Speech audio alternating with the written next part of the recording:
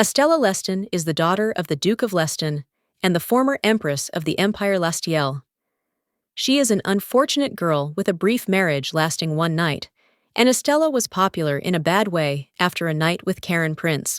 Now someone is turning to Estella, says that the emperor has died, so he suggests a divorce. The man claims that this marriage was only needed by his late father, and he had no intention of marrying her. After all, she doesn't love him anyway. At this time, His Highnesses is informed that the funeral preparations are complete, after which the man just turns around. But then he asks what the girl will say. A little while later, the young lady's father is already screaming furiously that the man threw the empress out right after the wedding. But his modesty was just a show for the public. After the divorce, there will be a purge, and he will get rid of the uncontrollable aristocrats like them. But divorce is quite difficult for the imperial family, and if the girl does not agree to it, the main character just calmly answers that she doesn't want to, and her father then asks what he's talking about. But the girl then claims that she will divorce him, but the father is not very happy with such words. After which, he asks if she still doesn't understand what's going on. After all, if the emperor died, then now Kaizen will take the throne, and the girl as his wife will become an empress. And now the father is screaming that if she is going to miss such an opportunity, then she should get out. After all, it's a family lesson. I need a daughter like you. The main character then looks at her father a little sadly, after which she closes her eyes and sighs. And then she says that she understands and will divorce. Kaizen will then leave the house. A little while later, the girl is already packing all her most valuable things into a suitcase. When she finishes, she looks out the window, and then with a bitter look, almost crying. He understands that she spent 10 whole years trying to live up to him. One fine day, the boy gave her a blue moon, which is a treasure passed down by the empress from generation to generation, and the guy gave her this jewelry for her 10th birthday. After this, the girl began to live only for him. The little girl had no time to rest. She studied politics, history, military tactics, art, or literature, and also strict court etiquette. These 10 years were dedicated only to him. However, the girl did not even guess about such an end. Well, now she understands that this is the man who was the meaning of her life. The girl takes off her jewelry with blue stones and realizes that for the sake of him, her husband for one day, she told the lie that he wanted. The girl said that he was right, and she never loved him. Now she understands that she will never regret this decision, no matter what happens. But a little while later, the woman was shocked to hear that it looked like she was pregnant. And 6 years later, the girl was already living a quiet life in the village. Now, one of the women in the village approaches her and says that they will close early so she can go home. After this, the lady with blonde hair approaches the woman, and she says that most likely, the work in the bakery is much more difficult than the girl imagined. And with her arrival, their sales have skyrocketed. Suddenly, a young man with red hair runs up to the woman and addresses her, and his mother then says that she asked him not to run there. But the boy then enthusiastically tells her to listen, because the Imperial Knights have arrived in the village, and they are even in full armor. The main character then seemed to have said goodbye to life. She immediately jumps up and runs to her home, and the woman in shock asks what happened. But the main character just runs as fast as she can, and wonders if they really found her so quickly. The girl thought that she had hidden from them, well after which she immediately opens the door to one of the rooms and calls Theo. The boy just gets out of bed and asks Mom if this is it. The main character realizes that she knew that she couldn't hide him there forever, but she didn't think that they would be found so quickly. Now someone is asking at the door if there is anyone at home, and the main character immediately approaches the boy and asks if he remembers what she was talking about. The boy then asks if his mother is talking about transformation, and she claims that everything is correct and that he should go to her. At this time, the knights climb higher and higher up the stairs, and the main character gives her son some drops and asks him to just make it in time. After which, the knight enters the room and asks if this woman is Lady Estella. The blonde lady hugs her son, and the knight claims that His Majesty the Emperor is looking for her. A little while later, they are already on their way, and the main character notices that her son is afraid, after which she picks him up in her arms. A little while later, they find themselves in the palace, and the knights report that they have brought these people to the Emperor. The man just stands near the fireplace and then turns around, and he tells Estella that 6 years have passed. The woman then understands that Kaizen is the only emperor of Lastiel.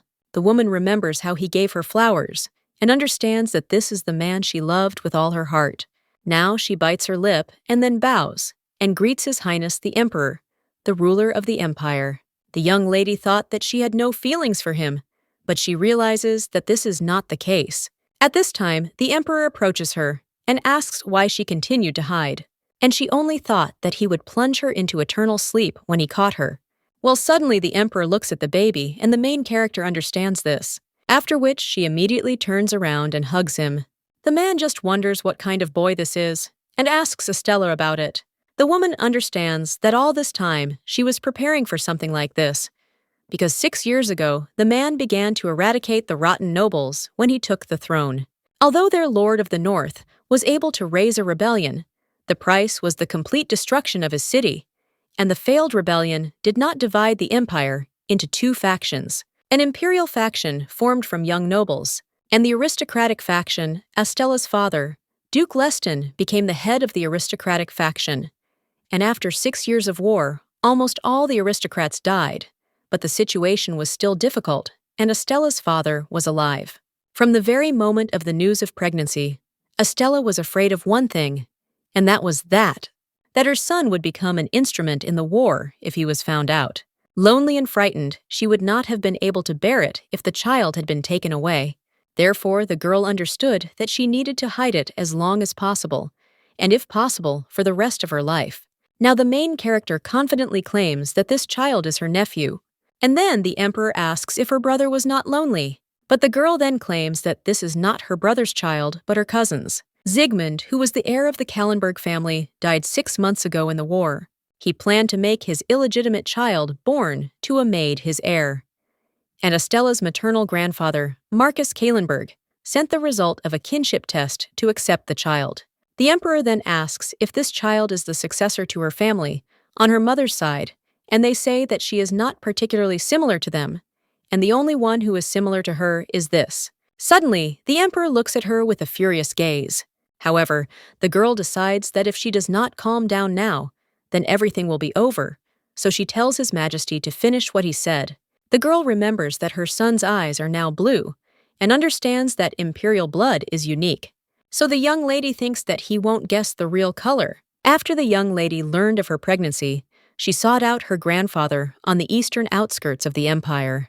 He was poor without any servants, and this was the best place to hide. It was Grandpa who helped hide Theo's identity. However, it was not enough, and there was a snag that revealed it. These are the red eyes of the imperial family. After all, any child of imperial blood has red eyes. The main character realizes that she was lucky enough to meet a young pharmacist in the eastern forests. After all, she not only determined the pregnancy, but also gave a previously unknown collection of herbs. And thanks to her, the main character got a potion that changes the color of her eyes. Now the main character takes her son by the little finger, and he understands what he needs to do now. After which he addresses the young lady as Aunt Estella, and the emperor wonders if the boy calls her aunt. At this time, the main character turns to the boy and says that everything is fine, and she understands that if she touches his little finger, then this is the beginning of the game. She and Theo have practiced in the past, so she can be his aunt when needed. Now the girl understands that she did everything she could, but she wonders if it will work. The emperor only asks why she is responsible for this child, and the girl looking at him claims that the only ones left for his girlfriend are her and the child, and he is left without servants, so at this age he will not be able to take care of the child.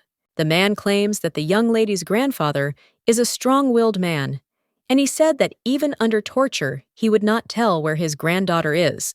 The main character then asks in shock what he did to her grandfather, and the emperor tells her to calm down because he is fine, and is now in the Dench residence. There was a misunderstanding when the girl and her grandfather were separated, but he does not plan to harm the war hero. The protagonist realizes that Dench's residence is on the way to the capital, and the emperor then turns to the young lady and asks if they can talk in private. The young lady realizes that the guy has become suspicious and is trying to separate them, and when the knights try to take the boy away, the main character approaches him. Then he takes his little finger and asks his dear Theo if he will wait in the next room for a bit. The boy then again understands that he should address his mother as aunt, after which he smiles and agrees with Aunt Estella. When the boy leaves the room, he turns around and looks at his mother again, who remains alone with the emperor. After this, the main character sits down at the table with her ex-husband. The main character is still worried and shaking a little. Well, after this, the emperor pours tea into a mug and offers her to drink, because even though it's almost May, it's still cold in the east. The main character realizes that this is the tea that she loved when she still lived in the palace, and the girl then wonders if he really remembers those times, but then she realizes that this is unlikely. The man now claims that the reason he was looking for her was because his grandmother was Empress Dowager. The main character then says that she heard that she passed away and says that the emperor must be having a hard time now. The young lady also understands that Kaizin's mother has fallen into eternal sleep and he was raised by his grandmother. And the man now claims that she was the heir of Duke Milan in the southern territories. And in order to return the land to the imperial family, her grandfather forced her to marry him. It's a stupid method, but in any case, her property must now go to the imperial family. However, she left a will with very strange contents, and the main character asks what strange means. The man then claims that it was said there that nothing related to the southern lands could be decided without the approval of Empress Estella von Lesten. This is what was said in the grandmother's will, and the main character now asks what it was about. After this, she looks at the emperor and thinks if what she thinks is possible. But after that, the girl with a cold look asks what he wants from her. The man claims that a mansion will be built for her, and he will immediately be able to rewrite the southern territories to the imperial family. But the main character then claims that she doesn't want to, and the emperor gets a little angry about it. He asks if she even knows how important these lands are. And the girl understands that, of course, she knows, because right now the nobles are looking for an opportunity, and the emperor does not want problems with the integrity of the southern territories. The girl claims that she did not say that she did not agree, and therefore she is asking to change the terms of the will. The emperor tells the girl to explain, and the main character then claims that, first of all, instead of the territory, it would be better to return her grandfather's pension. And secondly, as soon as the will is approved, then let them return the east to her and her family. The man then puts his hand on his forehead and asks why. After all, she will have a place in the capital, and not only money. He also claims that his grandmother took care of the girl, and no one was too upset when she left. That's why the woman wrote such conditions in her will. Now the emperor asks if the girl is going to ignore her display of sincerity. The girl says no, and then the man wants to tell her something. Well, the young lady then tells His Majesty that she is the only princess of the empire who was stripped of her title of empress after her wedding night. Besides, she was expelled from her family, and therefore, if she returns to the capital, it is obvious that people will discuss her, but she is too tired of this. The young lady claims that they just want a quiet life, and she herself understands that this is not a lie at all. The entire capital is dangerous, and more people will learn about Theo's existence. And if the pension is returned, then the three of them will be able to live together peacefully. And she would like the man to return the lands that went to the Kallenbergs, but this would cause unnecessary unrest.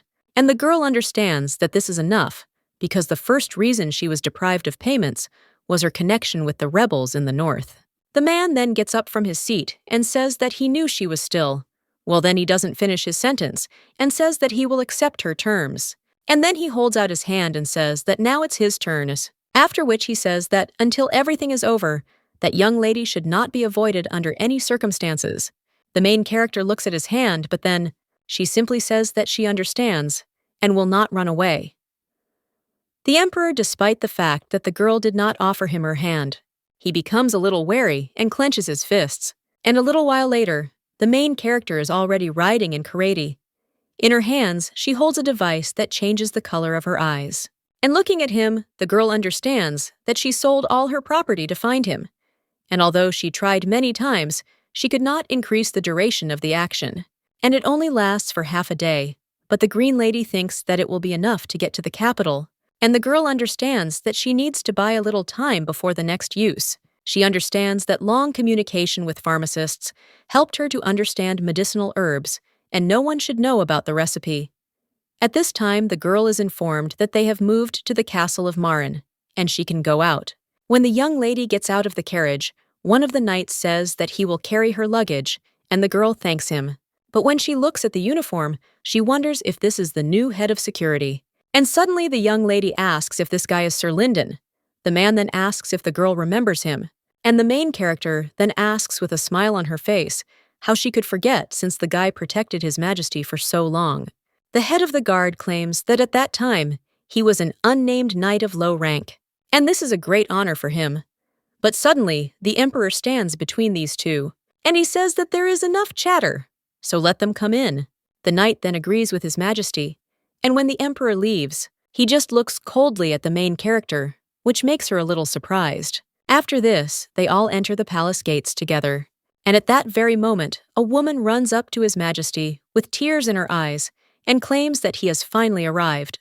But when she looks at the main character, the girl understands that she is hostile. The woman who hugs His Majesty only asks who this man is, while the main character only smiles after such words. And then he turns to Lady Miranda and asks how Marquis Crouch is doing. The blonde then asks a little surprised if she knows her father. And the main character says that, of course, they somehow crossed paths, so they know each other. The girl realizes that it was on the day of the debut, a short greeting between her and the Marquise. The main character heard that he was now the most important support of the imperial faction, and at this time, someone ran up to them and asked to forgive His Excellency for being late. He also addresses Lady Estella and says that it is an honor to meet her as well. The man claims to be His Majesty's secretary, Count Claude Billion.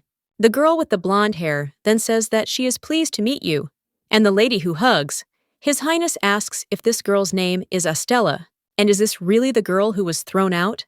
The main character hearing this is a little surprised. But then her son only approaches the Count, after which he bows and says that he is glad to meet him.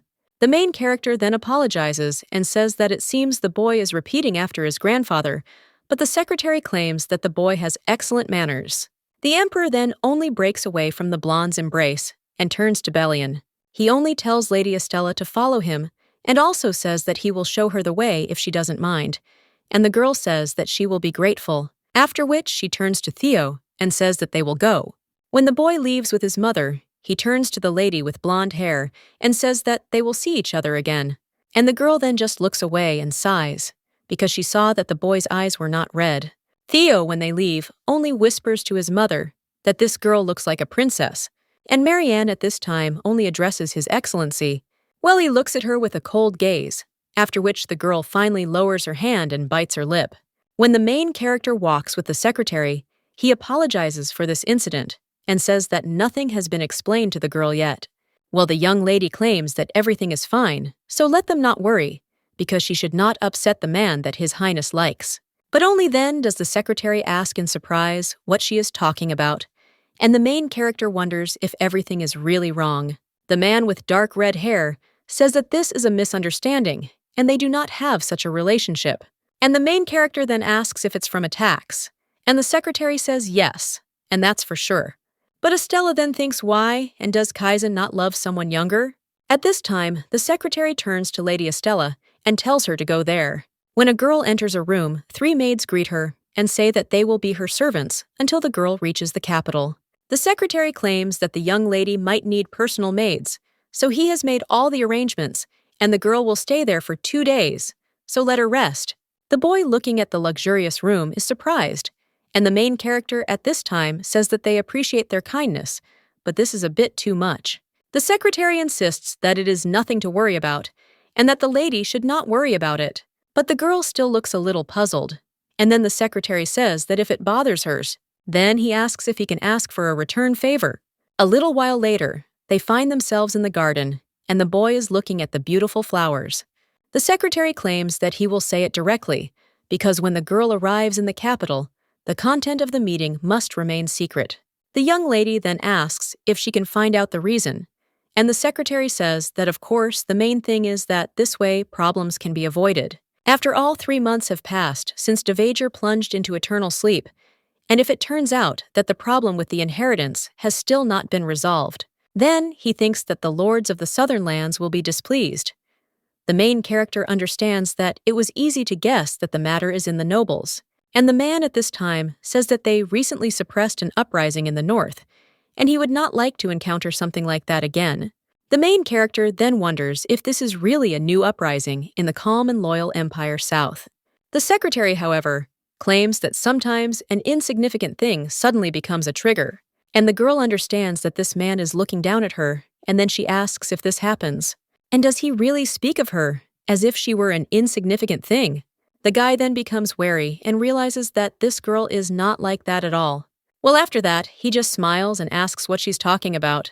The main character then says that when the Empress's will is announced, they will still pay attention to her, and there is no way not to cast a shadow on the Emperor.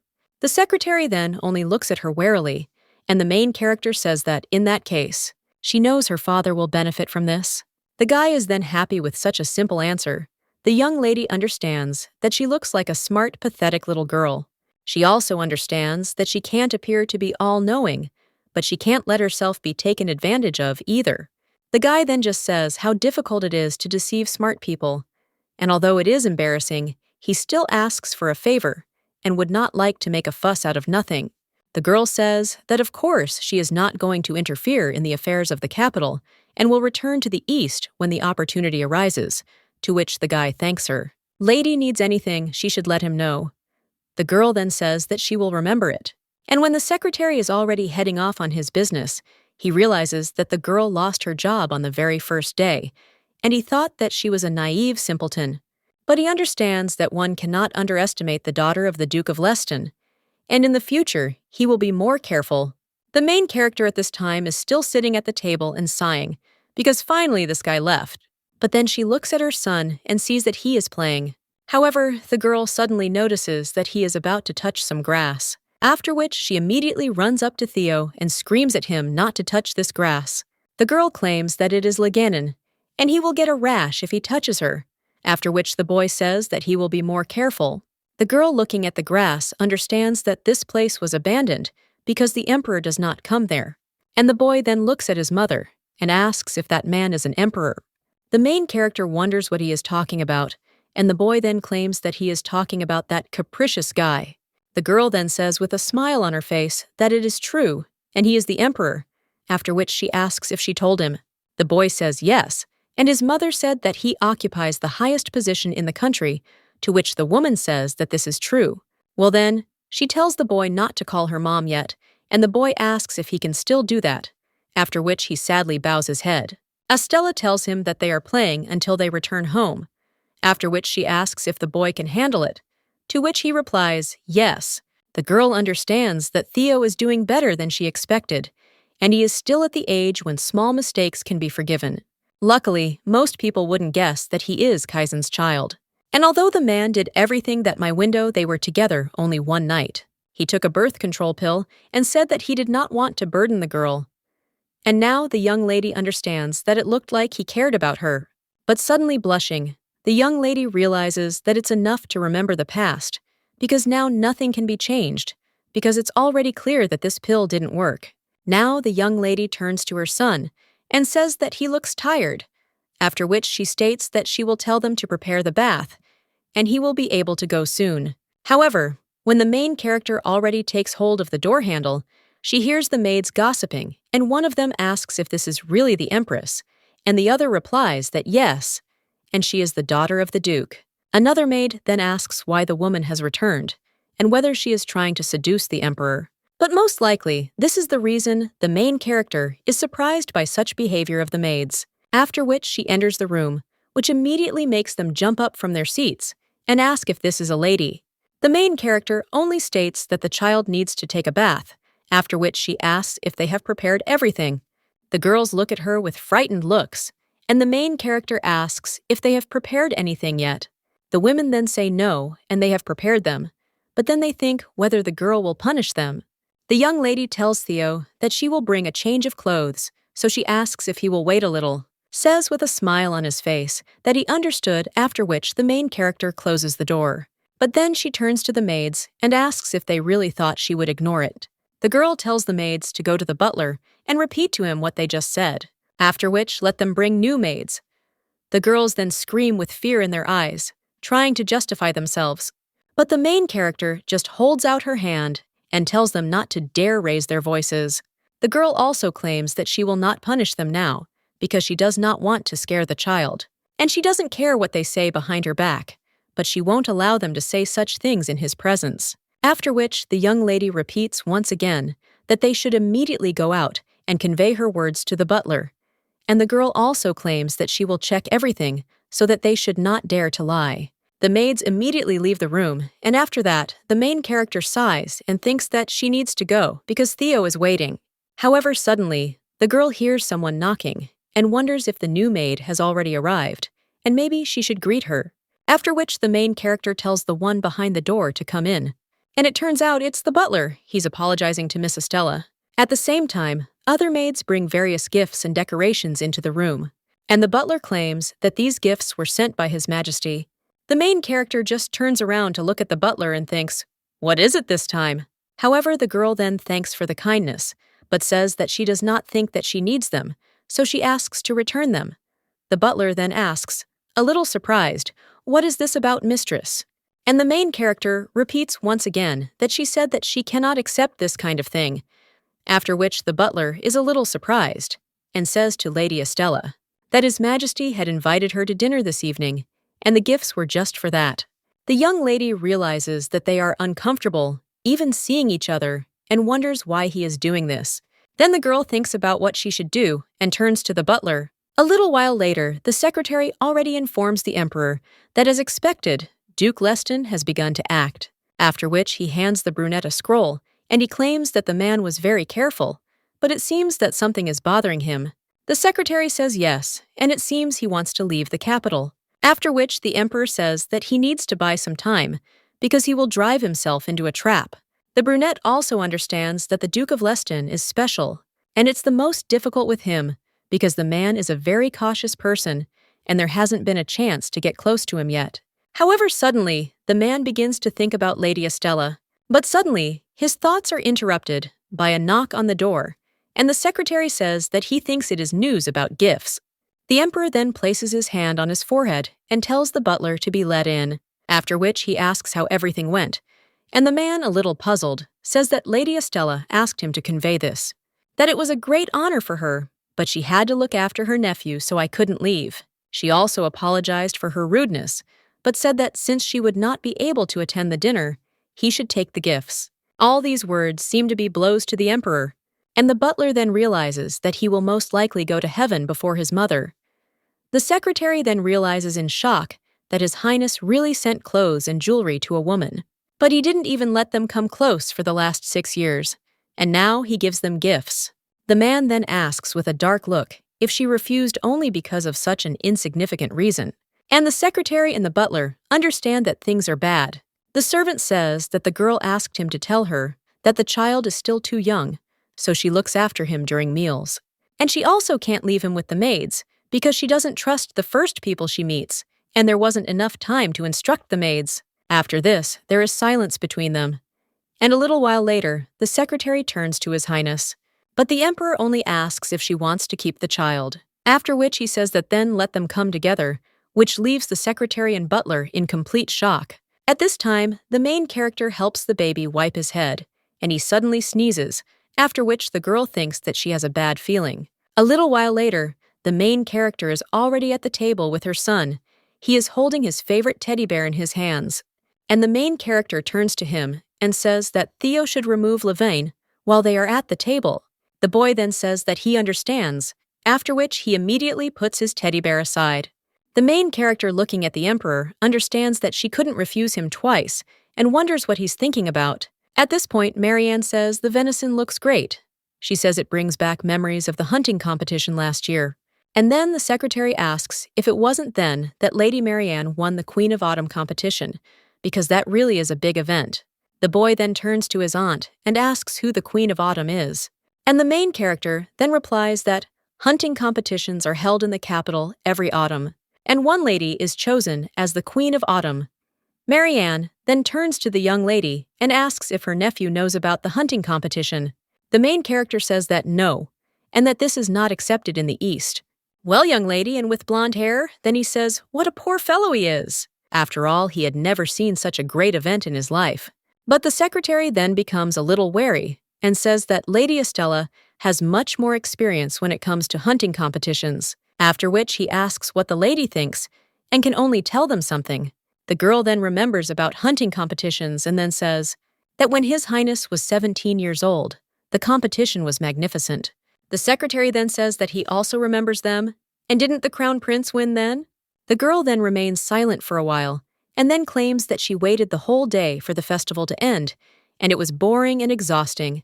But it was so long ago that she doesn't remember the details. His Highness the Emperor, hearing this, only clenched his fists and became angry. 9 years ago, the main character, as always, was talking to representatives of high society, but she was very worried and wondered when this boring content would end. She remembered how the crown prince had claimed that he would catch the best prey, so let her wait. The girl then hoped that Kaizen would return soon. His Highness was in the forest at that time and wounded another prey with a bow. The servant claimed that His Highness was very accurate, but the man understood that this was not enough, after which he ordered the servants to look around again. Well, a little while later, when His Highness heard some rustling in the bushes, he told the others to stop, and behind the bushes he saw a deer with yellowish fur.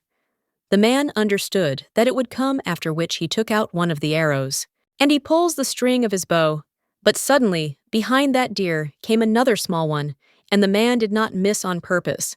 He understood that he did not want this, but then he cried out to the servants that he would follow her, after which he approached the deer and told him to calm down because he would not suffer. The man took out his knife, and looking a little sadly at the deer, immediately swung. However, at that very moment, an arrow flew at the prey, and the man turned around, wanting to see who it was. It turned out to be the Duke of Leston, after which he turned to His Majesty and said that he should forgive him for his rudeness. A little while later, they were already standing next to a deer lying on the ground. But then the prince was approached by a servant who found him. However, seeing traces of red liquid on the crown prince's clothes, he asked in shock what had happened, and the duke only smiled smugly. The crown prince claimed that there was nothing wrong, and that he and the duke were hunting for the same prey, so they decided to talk. The duke then told His Majesty that yes, and the boy understood that he should not quarrel, and you need to be calm and try to calm down. At this time, one of the servants claimed that the whistling of the wind became louder, and it was time to go back, after which the crown prince agreed, and said that then they would go. A short time later, the emperor claimed that the crown prince who had brought back the best spoils was the winner of the year, after which the man took the wreath and headed towards Estella. He asked the young lady with a smile on his face if she would be his autumn queen, to which the main character with a smile on her face said that it was a great honor for her, after which the guy put a beautiful wreath of flowers on her head. However, suddenly, the guy's hand trembled a little, and when the girl asked His Highness if something had happened, he only said that he was tired, so he would go. The young lady then looked at Kaizen in surprise, and now she claims that these are just boring and depressing memories, and she doesn't remember anything else. The secretary is now puzzled, wondering what happened to the atmosphere, and understands that he needs to change the subject. He claims that there are too many bears in the area, and hunting has stopped because it has become too dangerous. But if the girl goes to a hunting lodge in the forest, the secretary then thinks why he even mentioned it, and the young lady's son asks if there are bears there. The secretary then realizes that the situation is saved and says that yes, and quite a lot. And the boy says what he would like to see, after which the main character turns to Theo and says something to him. But at this time, one of the servants approaches the emperor and whispers something in his ear, after which His Highness rises and says that he has a lot of things to do, so he will go. When the emperor leaves, the lady with the blonde hair also rises from the table and says that she is also leaving, after which she looks at the young lady with a humiliating look and says that if next time she comes with a child again, she should first teach him manners. But it's hard to cope with children without parents. The main character understands that it seems she was talking about her because the girl grew up without a mother. Well, after this, the young lady only tells Lady Marianne with a smile on her face that her parents are very generous and kind to her, so she is jealous. The secretary immediately starts coughing after this line. The main character meant by this the rudeness of a spoiled child. The lady with yellow hair immediately blushes and screams out what the girl just said. And the main character asks if she really has such a short memory, since His Majesty lost his mother when he was a baby, and she is lucky that he has already left. After which, the young lady extends her hand to Theo and offers him to go, to which the boy agrees, and the two of them leave. Leaving the lady with yellow hair alone with her thoughts, the woman remembers how her father said that she had to win the heart of His Highness within this month. And I shouldn't let him get distracted by all sorts of girls from the backwoods. The lady with yellow hair bites her nail and thinks that she needs a plan because she can't be given the upper hand. And at this time, the main character is putting her son to bed, and he says that he forgot Levine in the dining room. And the girl then realizes that she also forgot about this toy, after which she tells the boy that she will bring it and let him wait a little longer. Theo tells her to come back quickly, after which he falls asleep, and the main character can't help but smile. A little while later, she is already heading down the corridor with a candle, but suddenly she hears as if she were talking and thinks who it could be so late. However, when she looks closely, she sees that it is Cassin. The man, having finished the conversation with his servant, heads further down the corridor. One of the servants claimed that Count Siet asked to convey that the spider was caught in a false web, after which the emperor told him to continue observations, and now he thinks that he did not expect anything special from him, but the count turned out to be a good spy. However, when the servant is already heading back, His Highness realizes that there is someone else there, and thinks that no one should go there at such a time. But then he sees candlelight reflecting off the wall and realizes that someone is behind it, after which he immediately grabs this intruder by the hand, but then realizes that it is Estella and asks why she is there. The girl then bows and apologizes for frightening His Highness. The young lady also states that the child left a toy and she would like to retrieve it. The girl also assures that she heard nothing and saw nothing, but His Highness hears. This only clenches his fists and asks if she moved away like that on purpose, after which he asks why she speaks to him like a servant, to which the girl is a little surprised. But then she realizes that she shouldn't show her feelings and says that he is wrong, because she is only being polite to the emperor, and if he is uncomfortable. But His Highness interrupts her and tells her to stop because a girl should not apologize. The main character, looking at him, thinks that he invited her to dinner, gave her gifts, and she does something she has never done before. And looking at the emperor, she wonders if he feels guilty. But then the girl sighs, after which he turns to the emperor and says that if he plans to take care of her all the way, then it's better not to. After all, she has no regrets towards him. Then the young lady passes him and says that the child is waiting, so she needs to go. The emperor, looking at her, remembers how he gave the girl a wreath of flowers. However, his finger trembled from the fact that he saw a red liquid on the wreath, which was most likely that deer. The man immediately remembered how the Duke had finished him off, after which he walked past the young lady and said that he was tired, so he would go. Now he realizes that this hurt the girl, and now he turns around and goes his own way. The next morning, looking at the box in the nightstand, the young lady realizes that there is a thread sticking out of it, and someone has opened the box. While the girl understands that there are only medicinal and dried herbs there, so it's okay. However, the young lady also thinks about the option that they might not have stolen it, but planted it. A little while later, the main character turns to the secretary and asks if he is leaving today. The man claims that the weather is not very favorable, so because of the storm, they decided to postpone their departure for safety reasons. The main character, looking at her son, understands that she was only supposed to stay there for a day, after which she realizes that they have problems and need to meet her grandfather as soon as possible. After which the young lady says that it seems there is no choice and everything is fine, and then she asks if she can write a letter to her grandfather in Den's castle because he might be worried. The secretary then says that of course, and let her give the letter to him, and it will be sent in the best possible way. The main character then gets up from her seat and thanks him, and then tells the secretary to wait a minute. A little while later, she hands him a sheet of paper, and the secretary just chuckles, after which he says, a little puzzled, that this sounds very disrespectful, but then asks if he can read this sheet. After all, it is a rule to check outgoing emails during such trips. The main character understands that this is a lie and sounds plausible, but she still does not believe it. So the girl wonders if he will behave like that time. However, he only extends his hand and asks Lady Estella if they are all okay. The main character, with a smile on her face, says that, of course, he can read it, after which the secretary thanks him for his understanding and takes the sheet in his hands. When the secretary reads this sheet, he understands that there is nothing special there, and only a story about successes and work. But suddenly, he sees one line about chronic headaches, and the young lady wrote that his condition could only get worse in an unfamiliar place, and everything is fine with them, so let him rest and take care of his health. So now the secretary asks if the marquis is ill, and the young lady replies that sometimes he feels bad, and it is because of his age.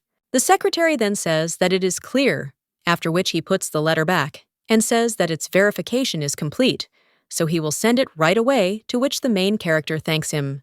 But when it is sent, the young lady thinks that it is an ordinary letter, in which there is nothing suspicious, and that is how it should look. However, her grandfather will understand the true content of the letter, and now the main character folds her shaking hands, and then understands that in order for their family to return peacefully, they cannot make mistakes. So now there's one problem left to solve. A little while later, when the knight is walking, someone pats him on the back, and when the guy turns around, he asks what the lady wanted.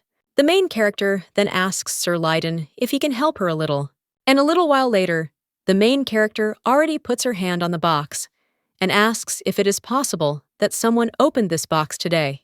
The maids then look at the young lady in shock and say that no, they are not allowed to do that.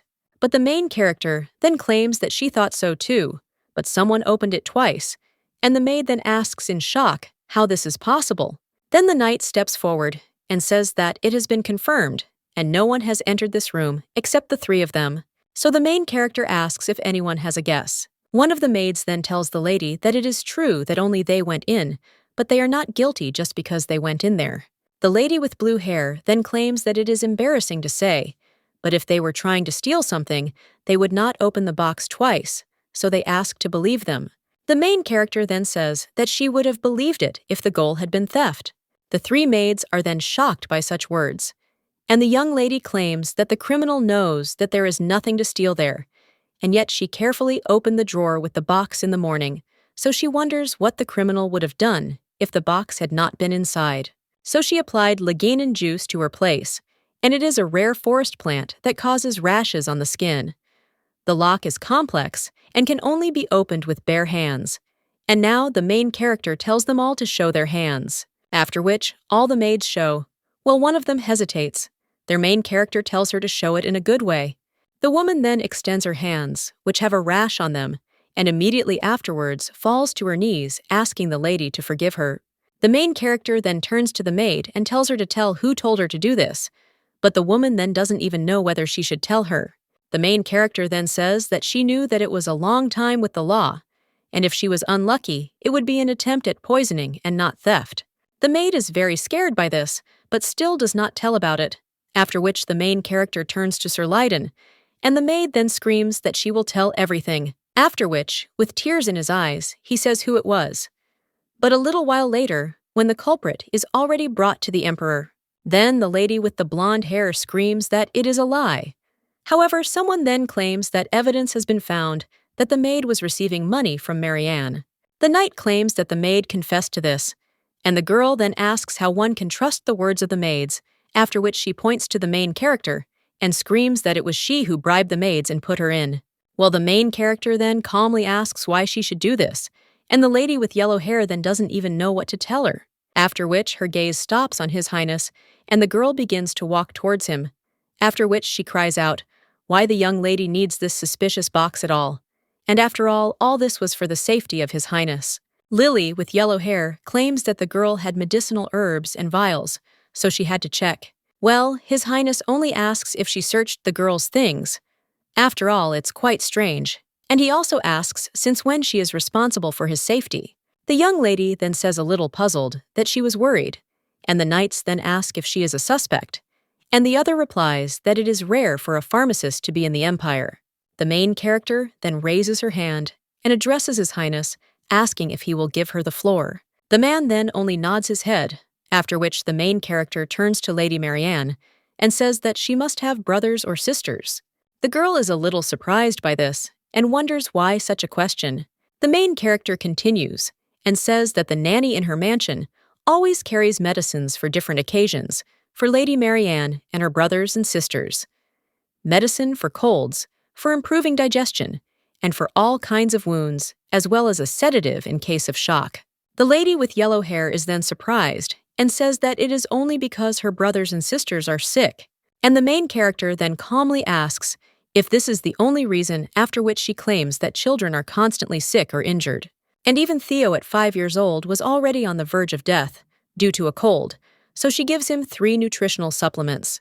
However, the secretary then raises his hand and says that he would like to ask a question, after which he says that the girl had a large amount of unprocessed herbs, and this is a bit too much for someone who is not even a pharmacist. After which he asks if the young lady will explain this, and the lady with yellow hair then tells the girl that she even used a strange herb to catch the culprit. And how could such a simple lady know about this? And the main character at this time thinks that she will have to tell the truth, after which the young lady claims that she is simply a beggar, and after leaving her family, she lived with her grandfather without a penny in her pocket. It was at this point that the payments stopped, and they no longer had money for servants, and even getting food became a problem. When the child fell ill, she had to make the medicine herself. After these words, silence falls in the hall, and the emperor also becomes tense. And the main character at this time points to the lady with yellow hair and says that even so, the herbs discovered were only intended for first aid, and there was nothing else suspicious in her things. After which the heroine asks if the secretary is satisfied with her answer, to which the man says yes and thanks her. And the lady with yellow hair then screams in shock whether he will just believe her words. Safety reasons? Then everything is fine. However, she can no longer listen to what the lady with yellow hair is very surprised, and the main character says that if she only wanted to check the box, then why did she do it a second time? The secretary hearing this is a little surprised, and the main character then asks Lady Marianne if she really wanted to check the box, or if she was going to throw something in there. The girl is then shocked by such an accusation, and the knights hold their weapons at the ready. And the lady with yellow hair, unable to bear it, simply screams that it is not true. She also screams, addressing His Highness, that this is all a misunderstanding, and the main character understands that now this girl does not blame her, but is trying to save herself. And this is the end. Estella understands that she does not need enmity with the Crouch family, who have just gained power, but there is no choice. The emperor then rises from his seat and says that there is no point in listening further. After which he approaches Marianne and informs her that she will be sent to the dungeon of the Western Wing until they decide on a price for insulting the emperor's guests. Everyone then wonders a little puzzledly how he can send the girl to the West Wing prison, since it is old and abandoned and no longer used. When the ice and the yellow-haired one are taken away, she screams desperately, asking His Highness to listen to her, and the main character then only sighs heavily. The emperor then approaches the young lady and says that he is very sorry that she had to go through such a thing, after which he asks for an apology. The main character is then a little surprised, but then only with a smile on her face says that everything is fine. After all, these are trifles compared to what she went through when she was the crown prince's wife. After which the girl bows and asks for forgiveness. She understands that she has been through many problems since she was 10 years old, and this case is much simpler, but she would not like this to happen again, and the young lady thinks how tired she is. Well, then she realizes that it's time to give Theo the medicine, and she needs to hurry before the color of her eyes changes. However, suddenly, the main character hears someone running up to her. It turns out to be His Highness's secretary, and he grabs the lady by the shoulder. The girl is surprised, and the guy says that she needs to be careful, but after the main character asks what he means, the secretary then claims that Lady Estella has made the Crouches her enemy of her own free will, and that the first daughter is nothing special, but not the second. After all, Lady Florin is truly dangerous, and she has the greatest chance of becoming empress.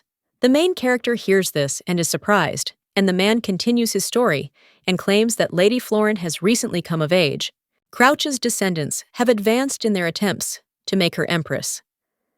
The protagonist realizes that she is only 20 years old, and then he asks the secretary if they allowed the sisters to compete for the title of empress.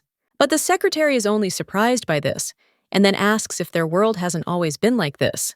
The main character then says with a bitter expression that the guy has not changed, after which she thanks him for his concern, but says that she has nothing in common with that person. And when the problem with the will is solved, they will not see each other again. After which the young lady bows and says that she will go, leaving the secretary alone with her thoughts. She wonders if she really doesn't need this title. After which he remembers the Duke and his face changes. The next day, he is already sitting quietly with a mug of tea, and the main character sitting opposite him is wondering why he is there again. The young lady claims that time flies so fast and she would not like to detain such a busy man. But the guy claims that everything is fine, and Lady Marianne will not bother her anymore, and His Highness has gone hunting. And thanks to her, he had free time, and the main character wonders if he really has that much time. But he understands that it seems he has become even more cautious, and it is a little awkward. But suddenly, the main character understands what the secretary said and asks if His Highness is hunting, and the guy says that yes, and today the rain is not so heavy, although by the evening it should get stronger again. At this time, a boy enters the room and turns to his aunt, after which he claims that his teddy bear has broken. The main character seeing this says that everything is fine, and she will kill him, after which she turns to the maid and asks if she will bring needles and thread. A little while later, the main character is already sewing up the bear and says that this toy is old, so only she can fix it. But she herself thinks that it's not even because it's old, but simply because it's made from old curtains, which is why it tears so easily. But if she had known that he would like this toy so much, she would have made it from better material. Now the secretary looking at the boy thinks that he has an idea, after which he tells the boy that he doesn't need to worry, because this won't stop the mighty bear. The boy then asks if this is true. The secretary says that, of course, because he said this before, that their area is full of bears, and it would be great if he took a look around theirs. The boy, hearing this, immediately looks at his mother, as if waiting for her to say something, but the main character says that no, because the forests are very dangerous at such a time, after which the boy immediately wilts. Well then the secretary turns to him and asks him to forgive him, because it seems he was in a hurry, but the boy then says that it's nothing, after which he smiles at the secretary, who looking at him is a little surprised.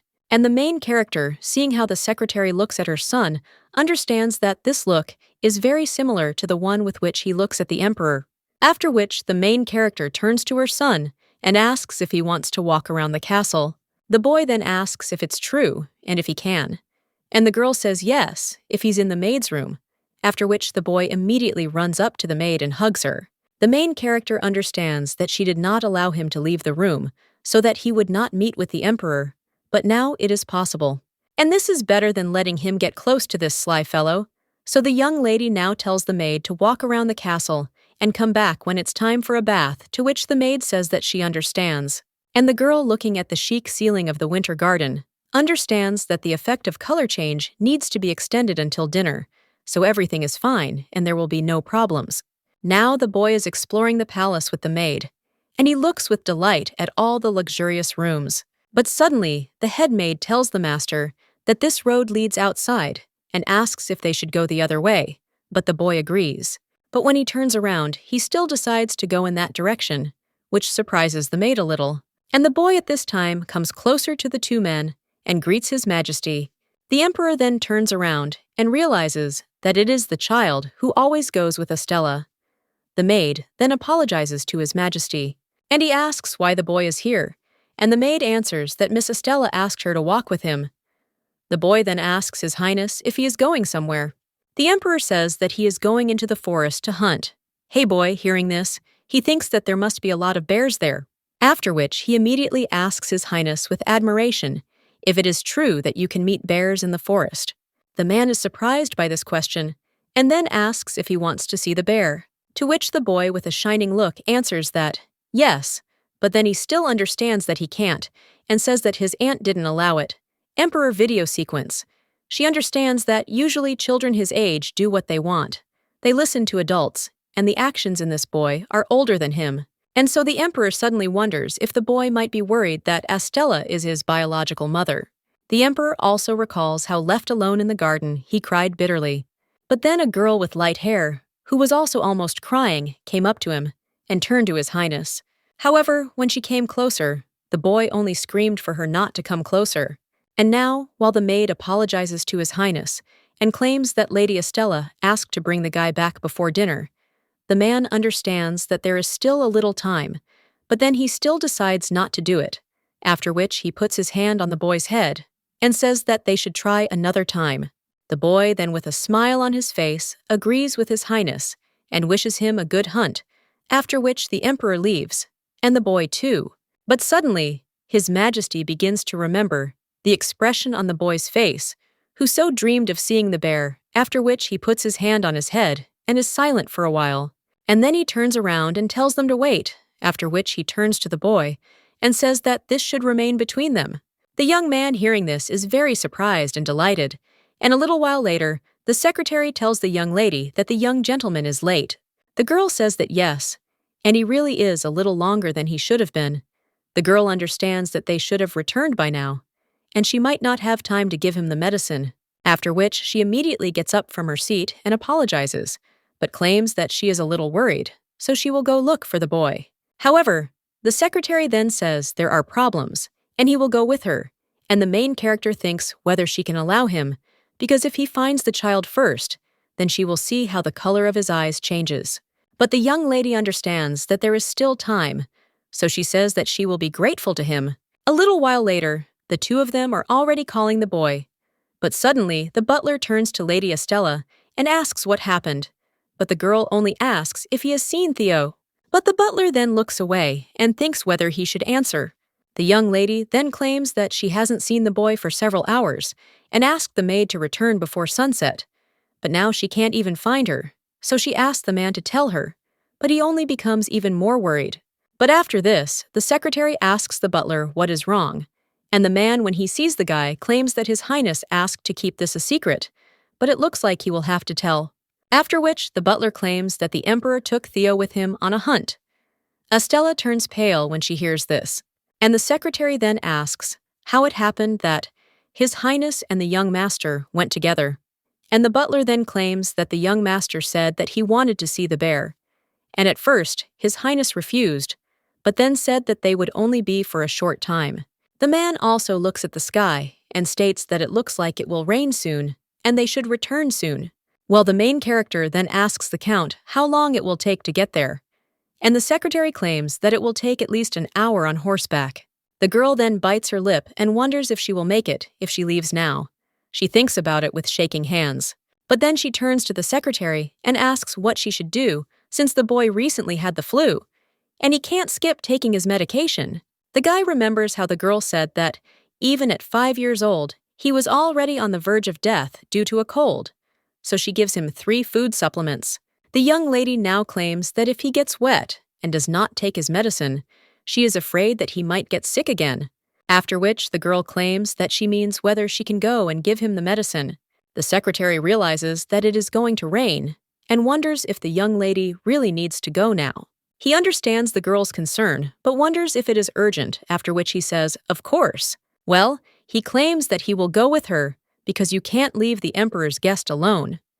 Then the secretary turns to the butler and tells him to prepare a carriage for him, but the main character says no, to which the secretary turns around in shock and looks at her, and the young lady claims that she would like to ride a horse and not a carriage since she hasn't ridden a horse through the forest for a long time.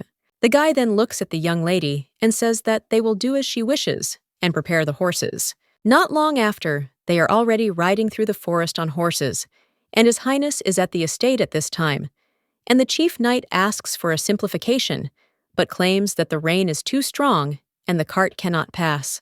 The man understands that he has problems believing that the boy will not see the bear, and they will not have time to return before sunset.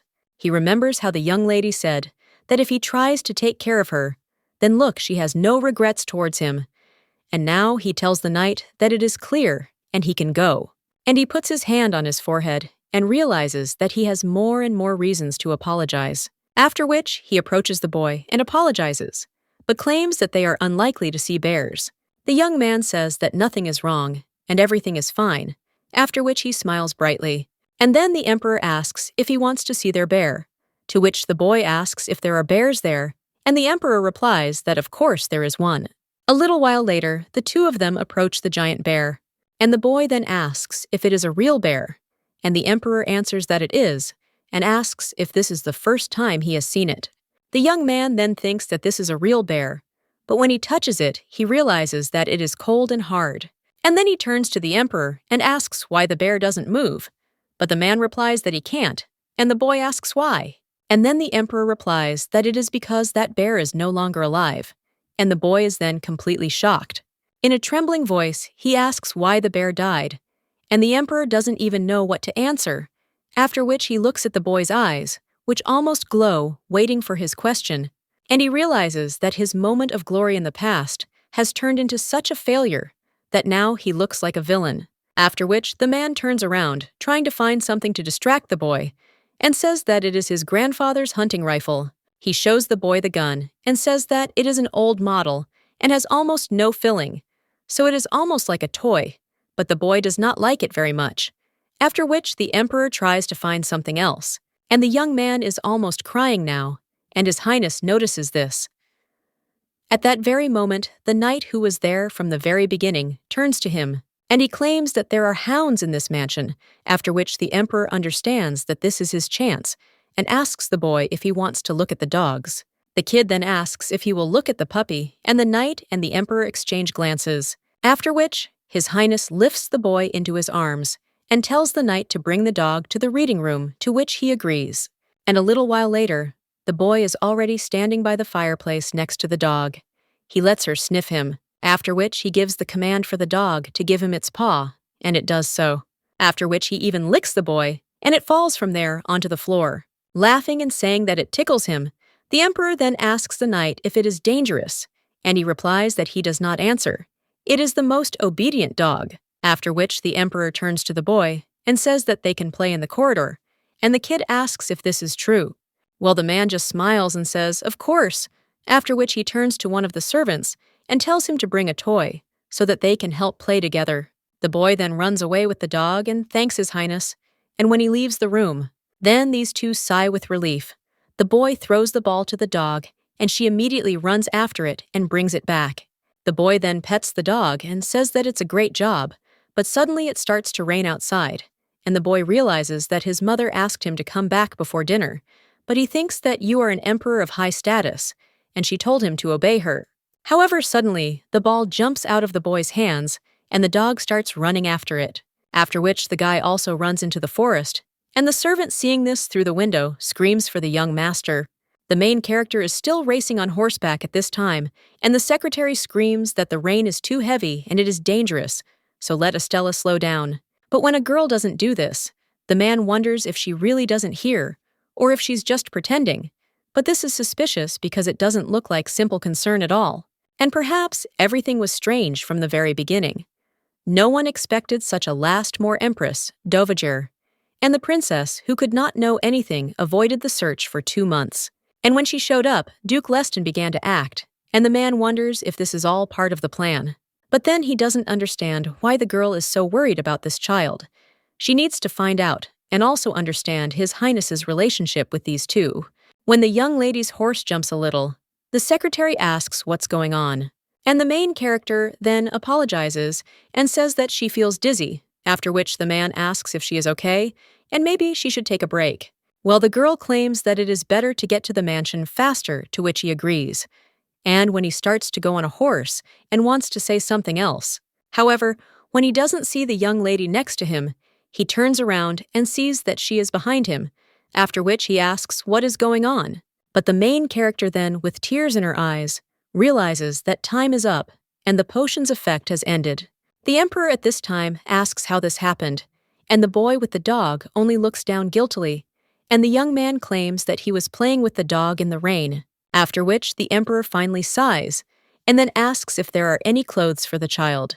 The servant claims that no, and even the previous emperors did not take children there, after which the emperor claims that he will have to listen to this, and the boy also goes to the fireplace, after which he sits down in completely wet clothes. The servant then claims that the boy should be dried off, but the emperor says that he should shine and orders the servants to bring a towel. After this, the emperor wipes the boy's head and says that he will get sick if he does not wipe himself, and the dog too. The boy, hearing these words, immediately snatches the towel from the man's hands and claims that he will wipe everything, after which he begins to wipe the dog. The emperor thinks that he was always interested in why his eyes smell so bright and why he looks like Estella, and then he sees how the color of the baby's eyes begins to change. At this time, the main character already arrives with the secretary at the place, and he apologizes for the suddenness, after which they ask if His Highness and the young master are inside. The servant says yes, and suggests going inside, after which they are listened to using towels, and the main character understands that if she had arrived just 30 minutes earlier, everything would have been different. After this, the secretary knocks on His Highness's door, but since he does not answer, he asks for forgiveness and only opens the door. His Highness asks Bilian if it is well when he sees the young lady behind the secretary. Her face changes a little, and the main character realizes that she hoped that this would not happen. However, most likely the emperor already found out about everything. Well, the man just throws his cape over her shoulders and then asks the secretary what happened. The main character then looks in shock towards the fireplace and sees that the boy has fallen asleep there. The man claims that he got wet in the rain while playing with the dog and fell asleep while drying off near the fireplace, and maybe he needed a little fuel since the wood was burning after all. But the main character, looking at his facial expression, understands that it is normal, after which she asks if she can take the boy into the room, and the man replies that yes, and let her warm up too. Because she's all trembling, the young lady then says that she's fine, and then asks for forgiveness, and he goes with the boy into the room. When they enter it, the young man opens his eyes, and the mother asks if it is. The young lady then says that yes, and she is there, so everything will be fine. The girl understands that, judging by the emperor's reaction, the child fell asleep before the color changed, and she is very lucky. The main character hugs her son and realizes that his identity has not yet been revealed. He asks if they came all this way to see the child, then thinks for a bit and asks if the boy is very sick. The secretary claims that he doesn't really understand why she came here, and then thinks that it was unexpected, but the man doesn't suspect them, and this is not at all like him. Miss Estella recently said that there was little time left, and she used strange plants to catch the criminal, so he does not understand how an ordinary lady knows such things, and the medicines should be with her now, so he should check. But at this time, someone informs His Highness that Miss Estella has arrived, and the main character enters the hall. His Highness and the secretary are a little surprised at the sight of her, and after that, a young man with dark red hair approaches her, and the main character says that there was only this dress. The emperor apologizes for taking her child without asking, and claims that they were going to return quickly, but the rain got heavier. The girl claims that everything is fine, and children should not sit within 4 walls for long, and the man then claims that he heard that she brought him medicine, after which he asks if he is very sick. The main character then realizes that this seems to be a misunderstanding, and after that, she claims that the disease is not very dangerous. But grandfather said that in grandmother's house, sometimes weak children like her mother are born. The emperor then remembers that Estella's mother fell into eternal sleep due to an accident, but suddenly someone enters the room and tells His Highness that a message has arrived from the Den's mansion. The secretary then thinks that if it is Den's, then it is a bit strange, and the emperor asks what happened, after which the servant claims that it seems that Kallenberg has become worse. The emperor then asks in shock what he is talking about the servant claiming that he was paralyzed by illness a few days ago, and the dizziness became stronger. The main character then starts crying in shock and says that her grandfather suffered because of her. After all, he always felt bad, and now he went to foreign lands. His Highness and the secretary exchange glances, and the young lady thinks that, thank the gods, everything is going according to plan. Her grandfather was always healthy beyond his years, and he never even got sick, and he was a former war hero who was even more energetic than she was. But in her last letter, she was worried about headaches and chronic illness, and believed that a man could do it. And now everything worked out, so the main character asks His Highness if she can ask for a favor. The man then replies that yes, and let her speak, and the girl asserts that if he allows it. Then he asks if she can take Theo and go to the Dan's mansion. The young lady had a plan that she would first take the baby out of Kaizen's sight, under the pretext of seeing her grandfather, after which they would arrive at the mansion, and her grandfather would feel ill. He writes a letter asking her to leave his grandson at home, and that she alone will accompany Kaizen, because no one will force a 5-year-old child and a sick old man to go. The girl now claims that she would like to take care of her grandfather herself, and if he sees Theo, he will feel better. The secretary understands that there is no reason to refuse just in case, and he bites his lip. But suddenly, the emperor says that no, and he does not think so. After which they claim that they will all go together, because if they hurry, they will get there in 3 to 4 days. The main character then thinks why he does this and tells His Highness that she does not want to burden him, because if he gives her a carriage, then she will take the child and go. But the man says that they will go together, because he can't let her go with a small child. And the main character thinks that's why they were delayed in Marin Castle. Initially, it was because of the rain.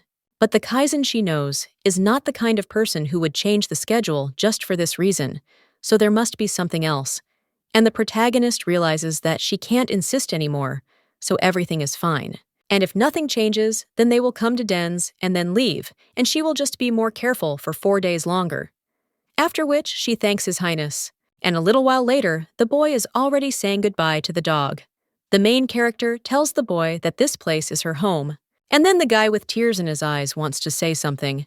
The young lady then realizes that he is usually not so stubborn, and at this time, the emperor approaches them and asks what is going on there. After he understands the whole situation, he says that the boy can take the dog with him if he wants, and it will be a gift to him, to which the boy smiles sincerely. But the main character then turns to His Highness and says that she will appreciate it, but the boy could accidentally harm the dog due to his age, but then they are both in danger. While the man claims that he has been watching for a long time and does not think that something like this could happen because the child is very careful with the dog and it is well trained, so it does not threaten anyone. And the main character then tries to object to something else. Well, His Highness then claims that he apologizes to her and to this child and hopes that they will accept this gift as a change, but if they do not want to, then he will try to convince the boy. The main character is then a little surprised by this, after which he says no, and she is grateful to His Highness. The man then tells the boy that it is a good job and let him not worry about his aunt. And shouldn't he be kinder to her? The boy then agrees with His Highness, and while the emperor strokes his head, the girl tells Theo that it is time for them to go, so let him sit in the strip. To which the boy agrees and thanks His Highness. When they enter the carriage, the boy states that now the dog's name will be Blin. The main character then turns to the boy and asks why he called him that. And the young man claims that his fur is the color of pancakes, and the young lady then understands that it is clear, but pancakes are the Eastern name for pancakes. Well, and then she realizes that she almost forgot about the most important thing. Faith has another problem, after which the young lady takes out a bottle of potion and realizes that it is not enough. But they were too late, and she didn't have time to make a new medicine, so until she finds the ingredients and prepares it, then they are in danger. A little while later, they are already stopping in one of the villages, and when a young lady comes into the house with a boy, then the secretary watches her with a cold gaze. And when the young lady enters the room, she is a little surprised. She understands that this is some kind of unkempt guest room, but this is a small village on the outskirts, and apparently their situation is not very good. Well, the boy then looks out the window and tells his mother to look, because she can see the city from there. The young lady then tells the boy to be careful, but when she looks out the window, she notices something strange. The girl is very wary and understands that this city is infected. Ina's fever is a disease specific to the northeastern part of the continent and is highly contagious. Silver plum death is a representative syndrome, and now the main character looking at the dead plum branch thinks that it is the silver one on the left. And this is how they usually determine the beginning of an epidemic in the empire, but no one knows yet. Or the main character thinks that maybe all this is set up. After this, one of the maids enters the room and greets the lady. She states that she came to inform that the water for the bath is ready, after which they ask if she will go and wash herself now. To ask about something, but then decides that it is better not to do this, after which she states that it is nothing and they will go wash now. When the maid takes them downstairs, she apologizes and claims that the castle is so old. Then he points to a wooden bathtub and says that some people can take a bath there. She also points out that there is a changing room nearby, and after they change, they can leave their clothes in the basket, but they will wash them. The main character then thanks her, but when she enters the room, she tells Theo to come to her for a minute. The boy then goes to his mother with a smile on his face, after which they already dressed, leave the room, but the maid leads these two. She wonders why they need the doll, after which she turns to the lady and asks for forgiveness. But she claims that if she takes the toy with her, it will get wet, and she did say that the castle is old. The main character then gets a little tense, but then says that, of course, after which she turns to Theo and says that she will have to leave Levy in there. After which the boy holds out his toy and tells the granny to take care of it, to which the woman tells the young gentleman, and also claims that this toy will stay in her room. The main character then says that they will go, and when they leave, then the maid looks at the toy with coldness in her eyes and starts to feel it. She understands that there is nothing there, and she thought that something was hidden inside, after which she immediately goes to the room of these people and starts to search everything.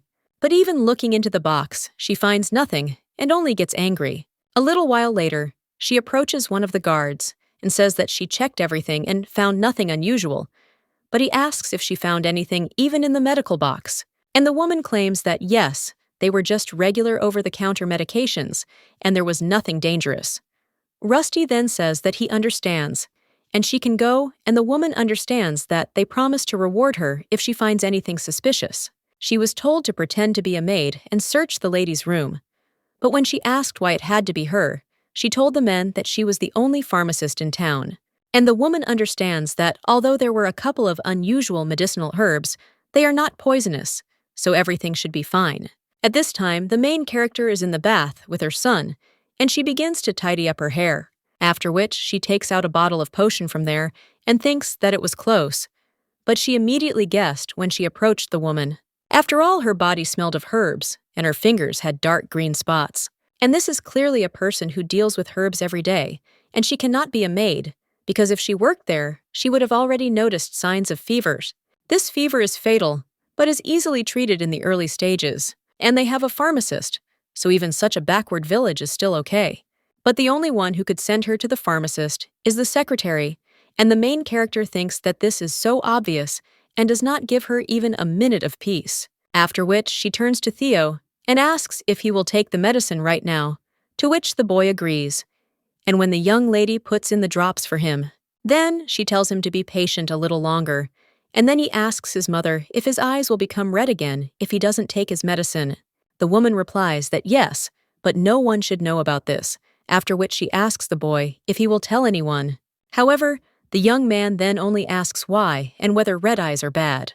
But His Highness the Emperor also has red eyes, and the boy asks why he can't have the same ones. The main character then doesn't even understand what to answer to this, and thinks that the boy had never asked about this before, and perhaps the meeting with Kaizen influenced him.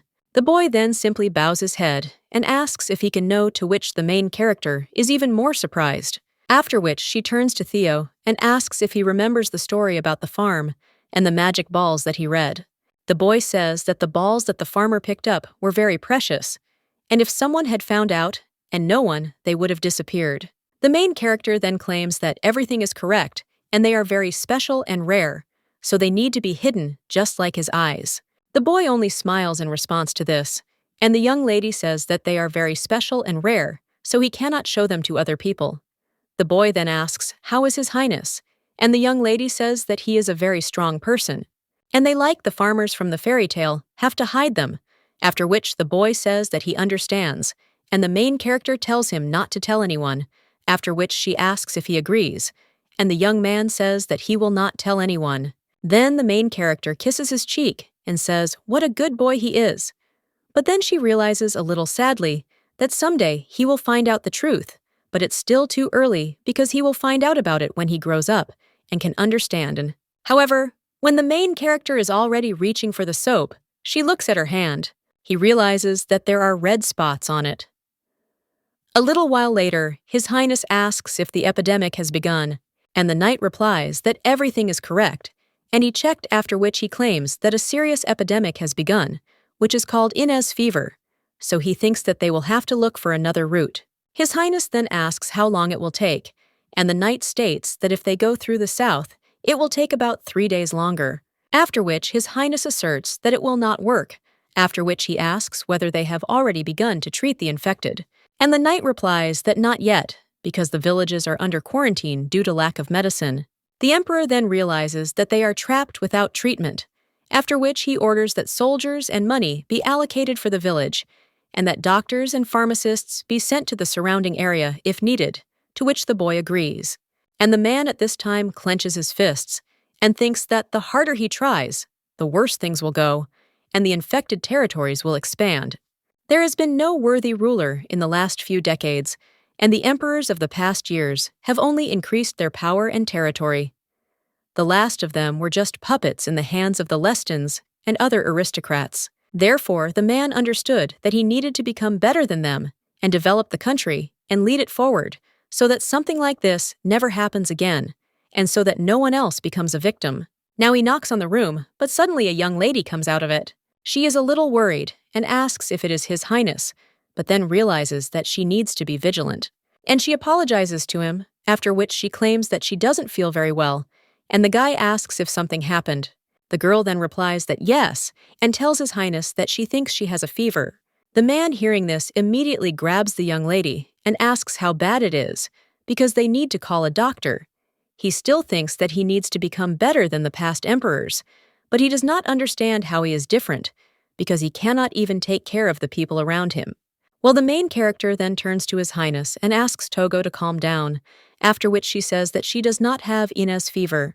His Highness is a little surprised by this and asks what she is talking about, and a little while later, the girl shows her hand to the doctor, who says that it looks like it's just a normal fever, because Inez's fever is accompanied by black spots, and it's different from Lady Estella's symptoms, and it's not contagious yet, so he doesn't have to worry and rest, and medicine will get the young lady back on her feet. The emperor then says that the first thing to do is to inform the manager and tell him to send more people to care for the sick, and also that the bedroom should be more comfortable. Well, the main character then claims that she doesn't want to change the bedroom, and is concerned is unnecessary. The emperor then asks what she is talking about, but the doctor then screams at her not to talk like that. After which he asks if it is possible to be treated right in this room, because it is unthinkable. The knight also turns to Lady Estella and says that this is true because even the most common fever can get worse if left untreated, so let her think again. And then the emperor only asks why the girl decided so, to which the main character only asks her question and asks if infectious diseases are not spreading in this territory now, and it must be this Inez fever. The emperor then asks if she knew about the young lady you answer there, and as soon as they got there, she saw a withered myrtle in the window, and then she became suspicious. Well, in her thoughts, she adds that she was finally convinced after Kaizen's reaction because he was very confused by the word fever. The knight then asks what this has to do with the young lady's illness, and she claims that in times like these, when public sentiment is unstable, rumors tend to be easily misleading. Therefore, if it becomes known that there is a person with a fever near the emperor, then unrest will begin among the people. The emperor also claims that if rumors spread that a sick person is staying here, then this village will also suffer. The emperor also looks at the doctor, and the main character tells them not to worry, because she once already made a cure for fever, and let them only give her permission to obtain the necessary ingredients. The young lady also understands that her illness is just in time, as it will give her a reason to go out under the pretext of collecting ingredients. The doctor asks for forgiveness, but wants to say that the lady is right, and nevertheless it is worth playing it safe and putting the child to sleep in the next room. The young lady then asks if Theo heard, because today he will have to sleep separately from his aunt, so she asks if the boy can. The young man then agrees and says that he will sleep with the pancake, and the emperor also rises from his place and says that they will do as she wants. The young lady then thanks His Highness, but when she looks at the secretary, she realizes that his face has not changed, after which she claims that she had also previously met with the pharmacist and thinks that she can get some herbs from her, and the knight asks if the pharmacist came there. Now the young lady thinks that, judging by the expression on the secretary's face, he could have predicted this, and the young lady with a smile on her face claims that she said that she came for a short while because there was a shortage of labor. So the girl asks if she can go to her tomorrow afternoon. The emperor says yes, but let her just take an escort and guards with her. The girl then says that it is fine, after which she turns to the secretary and asks if she can ask him for an escort. The next day, the young lady is already collecting all the necessary herbs with a basket and remembers what the butler told her about, how if she goes to the back of the castle, she will find hunting grounds and a grass field belonging to the lord. The herbs that are not there are in storage with the pharmacist, so let him know if she needs anything. The young lady then realizes that it seems to be here, and then turns to Mr. Bellion, after which she asks if he wants to tell her anything, but the guy only asks her with a smile on his face what she's talking about. However, the girl claims that if he continues to pretend, he will leave her no choice but to inform His Majesty the Emperor about the uninvited guests who searched her room. The man then realizes that the young lady has guessed everything and claims that Mrs. Astila is right and very smart.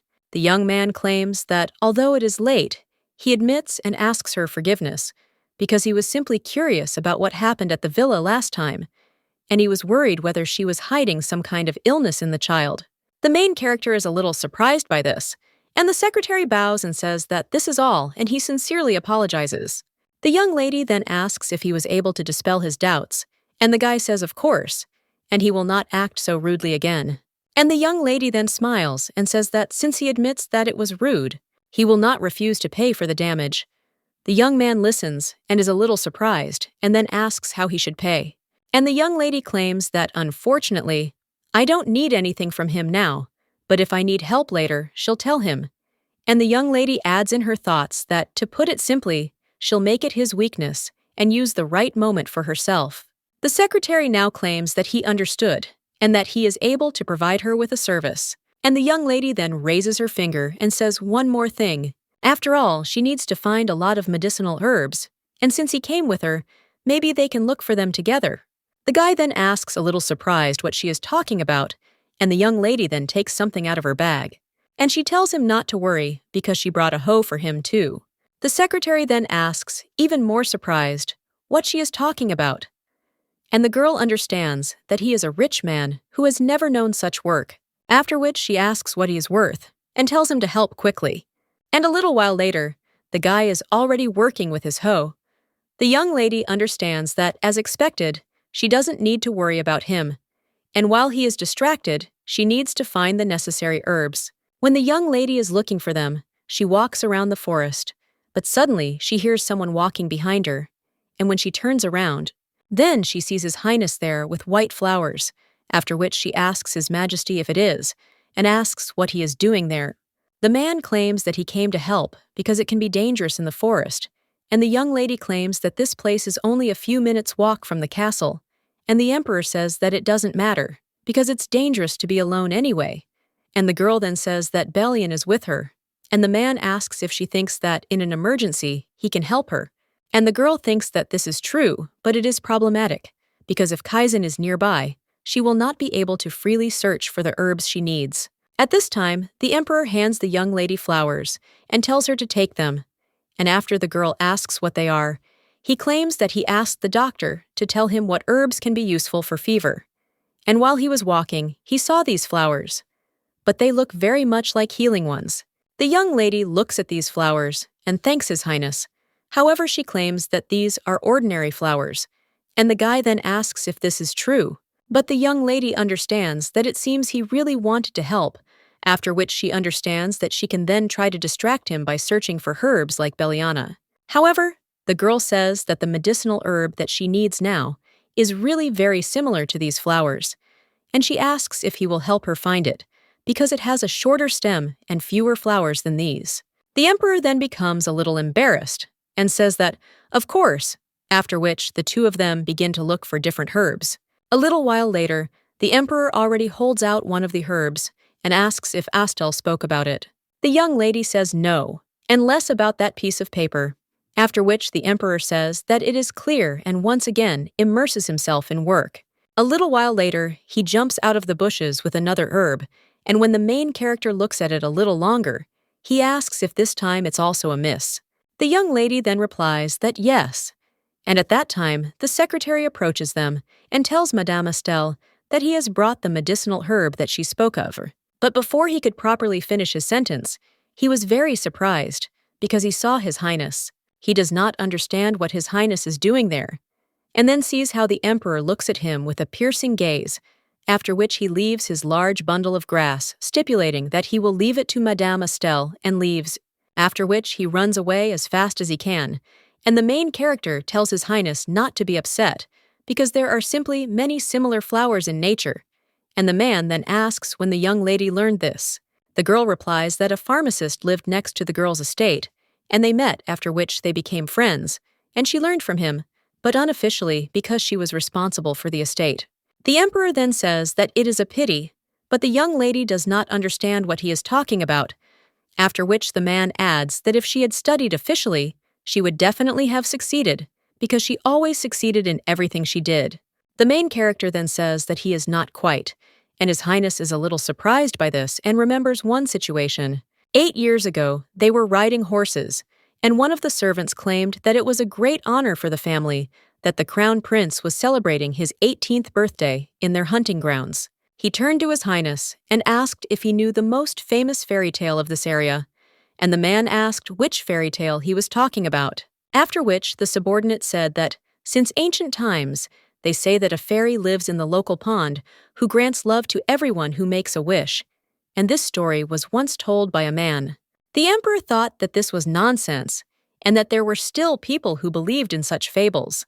Well, the main character then said that it was an interesting story, and asked what happened to that man, and the servant then said that he had a beautiful lover just like Mrs. Astle.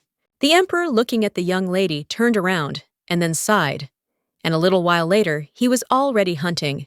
But suddenly, when His Highness came out into the open territory, he wondered if this was some kind of field, after which he decided to ride his horse forward. However, suddenly he jumped up, and the emperor saw that they were on ice. Watching the horse break through the ice with its hooves, His Highness increasingly understood that he had made a mistake, and a little while later he was already in the lake. The main character immediately ran up to him and tried to save him. After the man was already on the surface, the young lady excitedly asked if everything was okay. She also said that, thank God, he was not hurt. But suddenly, the ice behind the young lady began to crack, and at that very moment, she fell into the lake. A little while later, His Highness had already carried the girl in his arms into the mansion, after which he screamed for a doctor to be brought quickly. The maids, looking at the mistress in the hands of the crown prince, began to run around the estate excitedly, trying to somehow help. And a little while later, the doctor said it was a fever. The maids started whispering and asking what the girl was doing alone on the lake. And the emperor, remembering the story of that servant about the fairy who grants love to everyone who makes a wish, thinks about who will fulfill it. A little while later, the main character is already starting to wake up, and at this time, one of the servants enters the room and tells His Highness that it is already late and he should take a break and rest. His Highness then looked at the servant with a slightly frightened look, after which he rose from his seat and said that it was good. And the man then touched the young lady's face and said that he would come tomorrow. And the next day, when he was already heading to the main character's chambers, he only heard the maid screaming about what she was talking about, and she also asked why she was only now saying that His Highness would come to her and let the maid prepare her right now.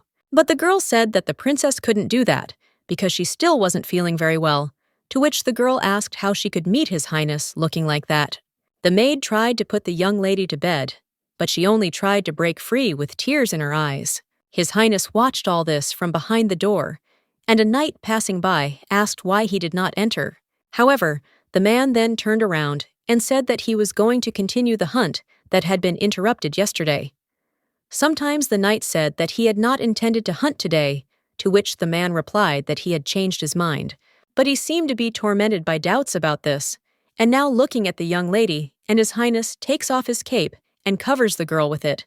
When the main character asks His Majesty what he is doing, he says that the girl should put it on because her body is now also weakened. The main character then thanks him for his care and then rises from her seat.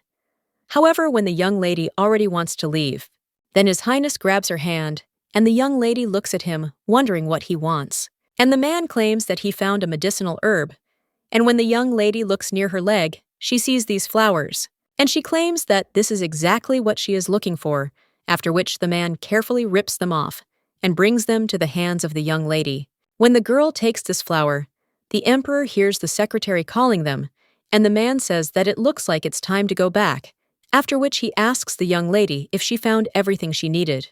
The main character, looking at the flower in her hands, says that yes, and they can go back. But when they come back to the house, the main character asks what happened there. After all, her bedroom now has brand new furniture and a beautiful bed. The maid says that His Majesty ordered her bedroom to be neatly furnished. And the main character thinks what it means to furnish it neatly, because it's like a different room.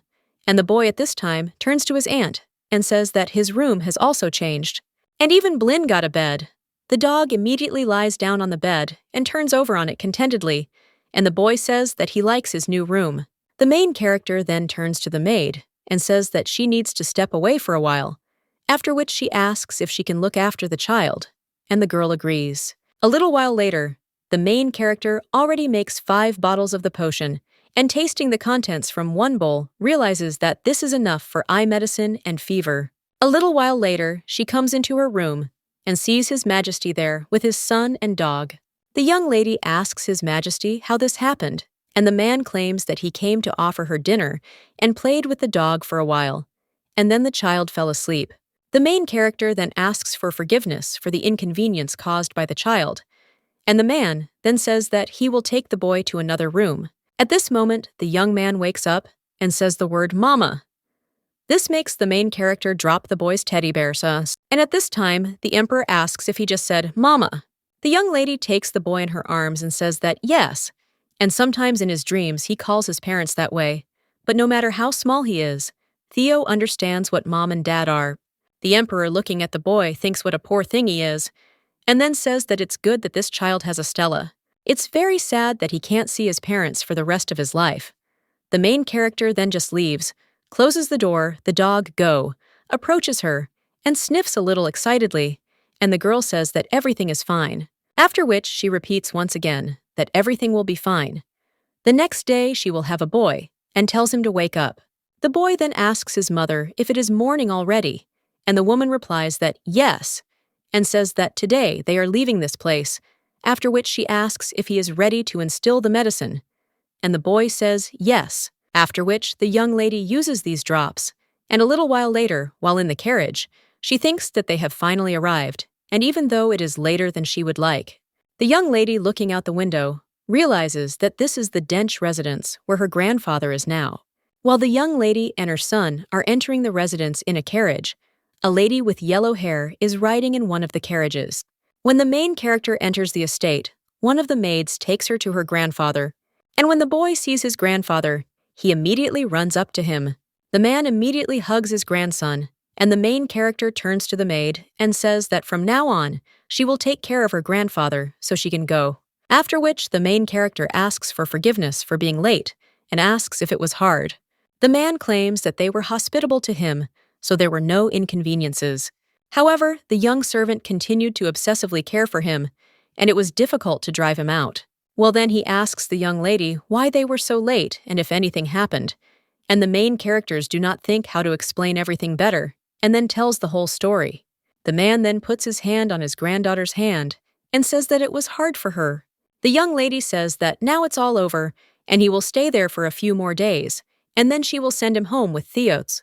While the boy is playing with the dog, the grandfather says that it is good and will be great if everything happens like this, and the girl says that it will definitely happen and that he should not worry. After all, no matter what happens, she needs to send Theo home as soon as possible, and to do this, she first needs to get permission from the Kaiser.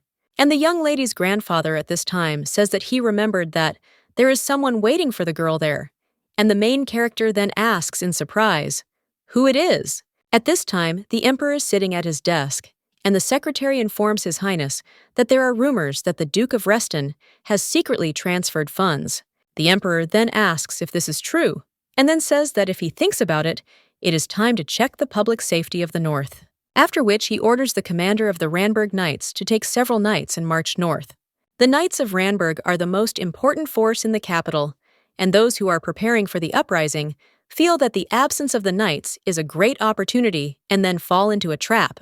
And the secretary now says that it's good, and at the same time, he will tell them to actually stay close to the capital. And he himself understands that at this rate, Duke Reston will become a traitor, and he does not understand what will happen to Mrs. Astle. According to imperial law, all relatives of those who committed treason are subject to execution. The emperor now looks at the document and asks what the dance evening is. And the servant claims that Sir Roderick, the steward of this castle, has prepared a welcoming banquet for His Majesty, and an evening of dancing will be part of it. The man then claims that there is no need for useless events, and the secretary then realizes that he thought so, after which he claims that he will then cancel everything, and the emperor then shudders a little, after which he claims that an evening of dancing sounds good. He already imagines a young man dressed in a dance costume, after which he asserts that there will be an evening of dancing. The secretary is then very surprised and asks what the gentleman is talking about, but he just continues to work on the documents with an imperturbable face. The secretary, looking at his master, thinks that he hates this, so why did he agree now?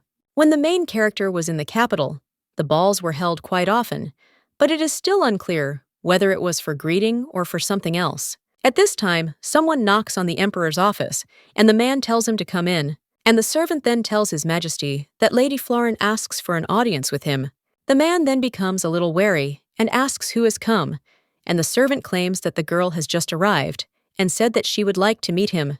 The emperor then understands that it is probably because of his sister Marion, after which he says, "Let the girl come in," and I act with black hair, and enters the room.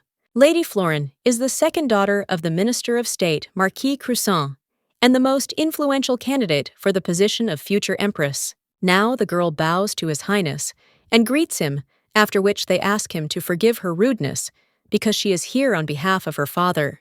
The emperor then asks what the Marquis wants to tell him, and the young lady claims that the father wants to apologize for not being able to raise his daughter properly, and asks His Highness to severely punish her sister Kazan, then thinks whether he is going to abandon his daughter, and does not want to lose his hard-earned position. But he is no different from the previous great nobles. But the girl then tells His Majesty that she does not agree with her father, and he asks if she is asking for favor, to which the girl replies that yes, after which she says that she would like to propose to him. The emperor becomes wary of such words and thinks what she wants to say. And the main character at this time is surprised by the guest who was waiting for her. It turns out to be a young lady who now runs up to the girl and addresses her as Madame. The main character then asks if this is Hannah, and realizes that this girl was her personal servant with whom they grew up side by side. But 6 years ago, when she left the imperial palace, their connection was broken. The main character told her maid to return to the imperial palace, and since she had made a request to the Dowager Empress, everything would be fine. The newlywed then tried to dissuade her mistress, and the main character, with a bitter expression on her face, apologized and said that she no longer wanted to live this life. The girl now claims that after the lady left, she did not stop searching, but had no idea where she went. The young lady's grandfather then shudders a little and realizes that it was he who hid his granddaughter. And the main character at this time takes the maid's hands in her own and apologizes, after which she claims that she asked her grandfather to keep this a secret. But the maid then tells the mistress not to apologize and claims that she just wanted to see her again, so she came running as soon as she found out that the mistress was there. The main character turns to Hannah, but suddenly Theo peeks out from behind her dress and asks his aunt who it is. The young lady then tells Theo that it is Hannah, but then she starts to worry and realizes that the girl has known Kaizen since childhood, so it is dangerous because she can see the resemblance between them. But the maid only claims that she heard from the Marquise, and the boy is the son of Mr. Sigmund. After which she greets Mr. Theo and says that her name is Hanny. The boy then also greets her, and the girl then says how cute he is and asks if he likes the cookies. The main character then thinks that it looks like she was worried for nothing, and a little while later, they are already in the garden with cups of tea. The maid asks if the mistress will return to the east when she finishes her business.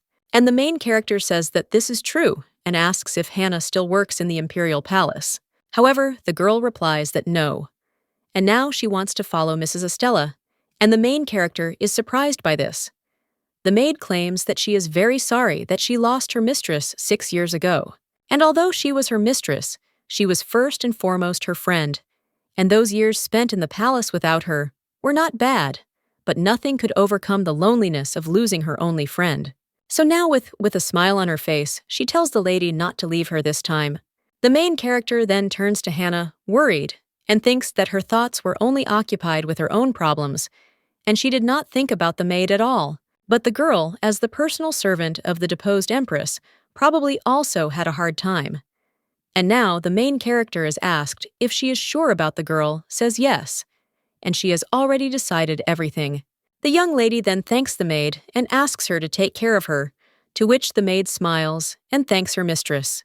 And the main character at this time thinks how well everything turned out, because she was just thinking about hiring a worker when her grandfather gets his pension back and she can trust Hannah.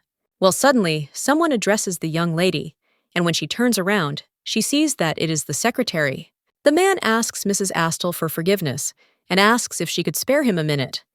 He then asks the main character what happened, and the secretary claims that it has to do with Mrs. Marianne. When they are alone, the secretary claims that Lady Florine has come and made a request.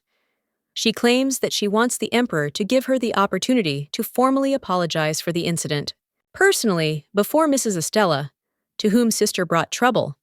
And of course it would be more appropriate for the culprit himself to apologize, but they have what they have. So the girl asks why they don't determine the punishment after this. She asked His Highness about this, and the secretary understood that the younger sister was really much better than the older one. And the emperor then argued that according to her logic, the injured party should decide whether to give her a chance or not. After which, he turned to Bellion and told him to go and find out Estella's opinion.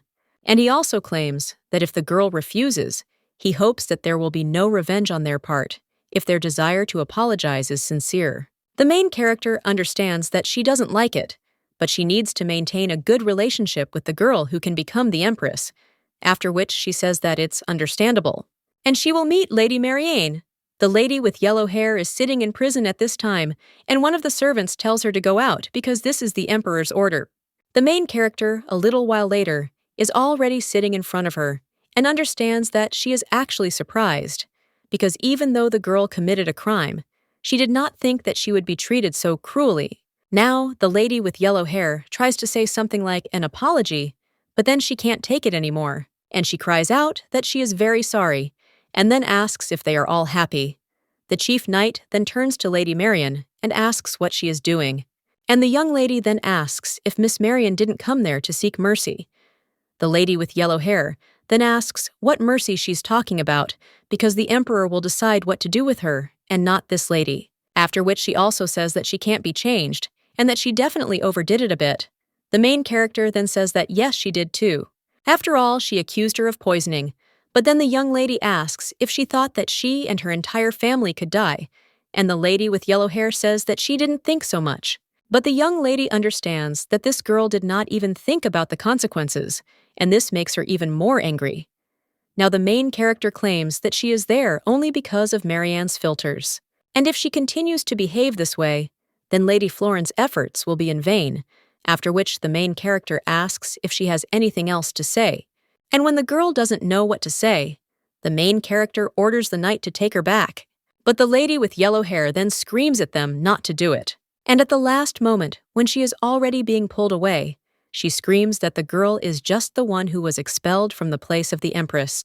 At this time, the emperor enters the room. He saw all this and asks why the knights stopped, after which he tells them to take the prisoner away. I tell you that they obey His Majesty, after which they do so. When the lady with yellow hair passes by His Majesty, she looks at him. However, the man only looks coldly, in response to which the girl looks away. When the main character is left alone with the emperor, she understands that the judges, judging by his appearance, heard everything, after which she turns to the man and says that the girl is still young, so let him not be too harsh with her. Oh. The man then tells the young lady that she is giving in so much, and the main character wonders what he is talking about. After which she tells His Highness that he came there because he was afraid that she would be too soft on Lady Marian, but the man replies that it was not only for that reason, and the main character asks why else. And His Highness, a little more flushed, claims that he came to visit her maternal grandfather, and the young lady then asks what he is talking about and whether he is so busy with work that he is completely out of his mind.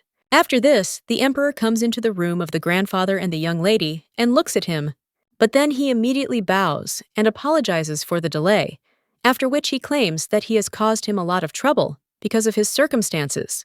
The young lady's grandfather, then a little puzzled, says that it's no big deal, and that it's already a great honor for him that His Highness has personally visited him. The emperor then asks about the man's health, and he thanks him for his concern, and claims that he is much better. The main character, looking at Kaizen's smile, thinks that she hasn't seen him like this for a long time, but she thought that his whole image was a complete lie, and thought that he was only pretending to be friendly. But when the young lady thinks a little, then the emperor pulls her out and asks where Theo is. The main character claims that he is playing with the dog in his room, and the emperor says that it is understandable, and this child is so kind and has good manners. The young lady's grandfather listens to all this and is a little surprised, and then the emperor claims that the guy is probably just like his father. Hey, Grandpa. The young lady then remembers how the main character felt bad during pregnancy, and then tells His Majesty that this is true, and Theo is very similar to his father, so he is very kind and polite. And if it weren't for this guy, he wouldn't have any manners of impoliteness. The emperor then looks at the man, and the main character understands that the father Kaizen is talking about is the Marquis's son, and the child the Marquis is talking about is Astel. And the main character then observes this whole atmosphere and thinks that, to put it simply, he is very glad that their Theo does not look like an emperor. But the main character still thinks that he won't understand anything anyway, so why say it? And the emperor claims that he doesn't think there's a need to discuss it. After all, this could be offensive to the child's mother. The main character then realizes that it seemed to him like an insult to the mother of a commoner. And the young lady's grandfather says that he didn't know that His Majesty was such a caring person that he even thought about the child's mother. But in his thoughts, he can no longer restrain himself and thinks that the man is worried about some servant after how he treated his granddaughter. However, the emperor asks how it could be otherwise, since it was he who separated the mother from her child and made her suffer. And the man turns to His Majesty and asks if he wants to say that he personally creates problems for his granddaughter. The main character then asks these two to stop, after which her grandfather clears his throat and claims that in the end, in an old man's way, he will say that every family has its own circumstances. So he asks to refrain from hasty conclusions. But the emperor claims that some things can only be understood by looking, and he must have overestimated the fallen hero. The heroine then shakes herself, turning to His Majesty, and the emperor only turns to Astel and says that he will give her land and an estate in the capital, so let her live there with the child. Well, of course they will hire servants and tutors there, because it will be better for her and Theo. The main character then can no longer stand it, and His Highness suddenly notices how the boy enters the room. The main character starts yelling at His Majesty and claims that she doesn't want to live in the capital, so let him stop all this and go back to his place. But suddenly, the boy turns to his aunt, and when the young lady turns around, she sees that the boy is almost crying. She immediately runs up to Theo, and the emperor decides to change the subject and says that he is going to hold a ball there. The main character then does not understand what he is talking about, and His Highness feels a little awkward. But when the young lady asks if he is planning to hold a ball, he only agrees, and says that if she wants, she can come too, because he will only be glad about it. The main character then looks at her son, and then says that it is good, and then she will come, and the emperor then says that it is excellent and thanks her. Well then, he looks at the boy and wonders if he is crying anymore.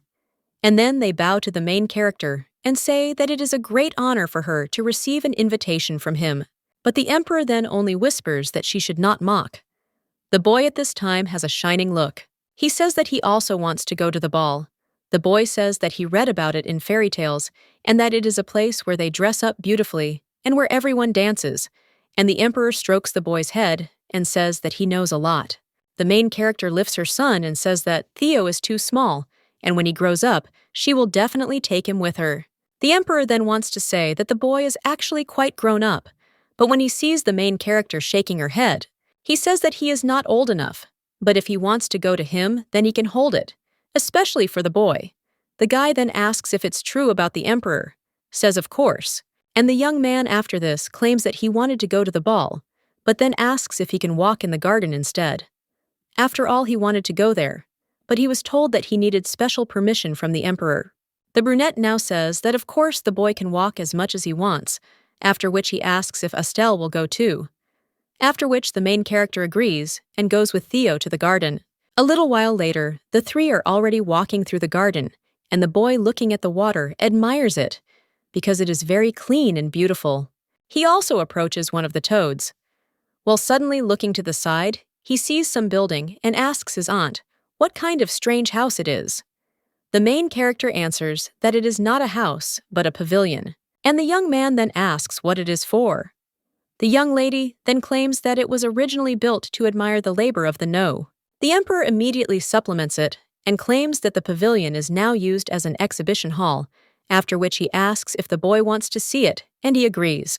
But when they approach this place, only the castle leads, and the emperor claims that it looks like the person responsible for this place has gone somewhere, so they should take a look next time. The boy then looks out the window and says that it's a pity, after which he asks what all these dishes are for. And the main character replies that it is just a decoration for people to look at, and that things are stored there that are difficult to get, so they cannot be touched or played with, after which she asks if the boy understands, and he agrees. A little while later, the young man is already looking at the flower garden, and the main character, seeing how her son admires him, sits down next to him and says that when they return home, she will plant the same number of answers in their garden. When the boy asks if this is true, the young lady replies that yes, and definitely, and also suggests making a rod, although they will be raising fish. The young man is then very happy about this, and the main character only laughs in response. The emperor then states that if she likes any flowers from there, he can send them. The young lady then asks if he will send them directly to the east, and the emperor then becomes a little embarrassed and remains silent as if in agreement. The main character then smiles and says that if she finds something really necessary, there she will tell him first and hope that he will fulfill her request. The emperor then also smiles and says that of course he will fulfill it, and the young lady understands that the time will soon come, and the ball is her chance, because there in front of many people, she will ask permission to take care of Theo. A little while later, they enter one of the rooms, and the grandfather sitting at the table with a cup of tea asks if they have arrived. The young lady looking at her grandfather asks why he spoke like that to His Majesty, because he can be misunderstood. But the young lady's grandfather does not seem very concerned about this, and says that they should put him down and take him for an old snob, and in general, let them think what they want. The main character then looks at the girl a little offended, which makes him nervous, and asks if such a misunderstanding won't be beneficial. After all, this will make the story of the child's mother being expelled more believable, and the main character then sighs and says that she will not say that it is wrong, after which she sits down at the table opposite her grandfather and apologizes, after which she claims that it is all because of her. The man says that for her and Theo's sake, he is ready to endure this family shame. The man then remembers how he accepted her, took care of her while she was pregnant, and also how he helped her raise the baby. He also claims that he was abandoned by his 2 children and grandson Sigmund, so now he only has the young lady with Theo. The main character then claims that there is another brother Fritz, and the grandfather then asks what she is talking about since he hasn't contacted him for a long time. The main character then tries to say something, and the man claims that he knows, and her father does not allow him. And the problem is that Fritz is overly obedient. The main character remembers how she left home, and her brother grabbed her hand and asked where the young lady was going. He also claimed that the girl did not do anything stupid and simply begged her father for forgiveness. But the main character then only pulled her hand away and ran away. And now she says that she can't help but agree with this. Grandfather is asked why His Majesty suddenly decided to visit him, because he is not one of those people who follows etiquette so strictly. The main character herself is then a little surprised, and says that she does not think that His Highness had any hidden motives, and that he always adheres to moral standards. The man then turns to his granddaughter and asks if she is on his side again, and the main character asks which side. Well then, she sighs and says that, thanks to him, a good chance has appeared, and there will be many people at the ball, so even His Majesty will not be able to refuse her request. Grandfather then asks the main character if everything will be okay with her. The young lady remembers all the gossip that followed her ceasing to be empress, and how her father claimed that the family did not need a daughter who would not become one. However, Estella says, with such a sad smile, that yes, and she will be fine. Grandfather then apologizes for not being able to help her in any way, but claims that being there and seeing His Majesty in person, he realized how strange it is that other people have not noticed yet. How similar they are to Theo because the boy looks just like his father, and so much so that the young lady's father can understand everything because he is cunning and smart, and also visits the imperial palace from Kaizen's earliest years. So if he sees Theo, he can guess everything. The young lady then says that her father will never see the boy because she is not going to take him to the capital under any circumstances. The lady with yellow hair is still in prison at this time and throws her plate of food as her sister approaches her. Well, Mariana then just screams what the hell she's doing because the girl said that she came there to help, and now she's humiliating her like that. The lady with black hair then claims that she definitely gave her sister a chance to make amends, but she blew it. And the lady with yellow hair then screams what she should have done, and does her sister want to say that she should have begged that girl for forgiveness? The lady with blue eyes then thinks how feeble-minded her sister is because she can't do anything normally, after which she turns to the lady with yellow hair and says that she will try to find another way, so let the girl remain calm for now. She then turns to one of the maids and claims that she will talk to the guard to distract them from the maid while she brings her sister some normal food and cleans up the mess, after which she hands over the keys and the maid obeys the mistress. The lady with yellow hair at this time bites her nails and thinks, what kind of sister Dubai is? She specifically does not want to help because she is afraid that she will take away the place of the future empress. However, then she remembers how the guy with blonde hair hugged her sister and understands that she will never allow this. While the maid tells the lady that she will first clean up the broken plate, she immediately approaches her, after which he places a piece of broken plate on the maid's neck and says that if she doesn't want to die, then she should do as she says. The main character only wakes up in her bed the next day, and after that, she goes into another room. Then he sees that it is all covered with gifts, and the young lady asks, what else is that? At this time, one of the maids immediately runs up to her and wishes the lady good morning, after which she says that His Majesty sent her these gifts, and she heard that the girl was also going to attend the ball, so she just needed to choose what she liked and wear it. The main character is then shocked and wonders if the emperor really prepared all this in one day, after which she agrees and tells the girl to convey her gratitude to him. At this time, another maid enters the room and addresses Madame Estelle. She apologizes for spreading the rumor without permission, but claims that they said they were gifts from His Majesty, so they simply couldn't refuse.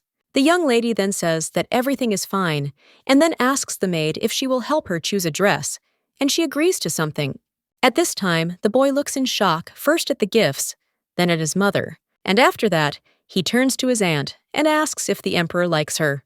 The young lady asks what he is talking about, and the boy then asks a question in return, and asks if gifts are not sent to the ladies they like.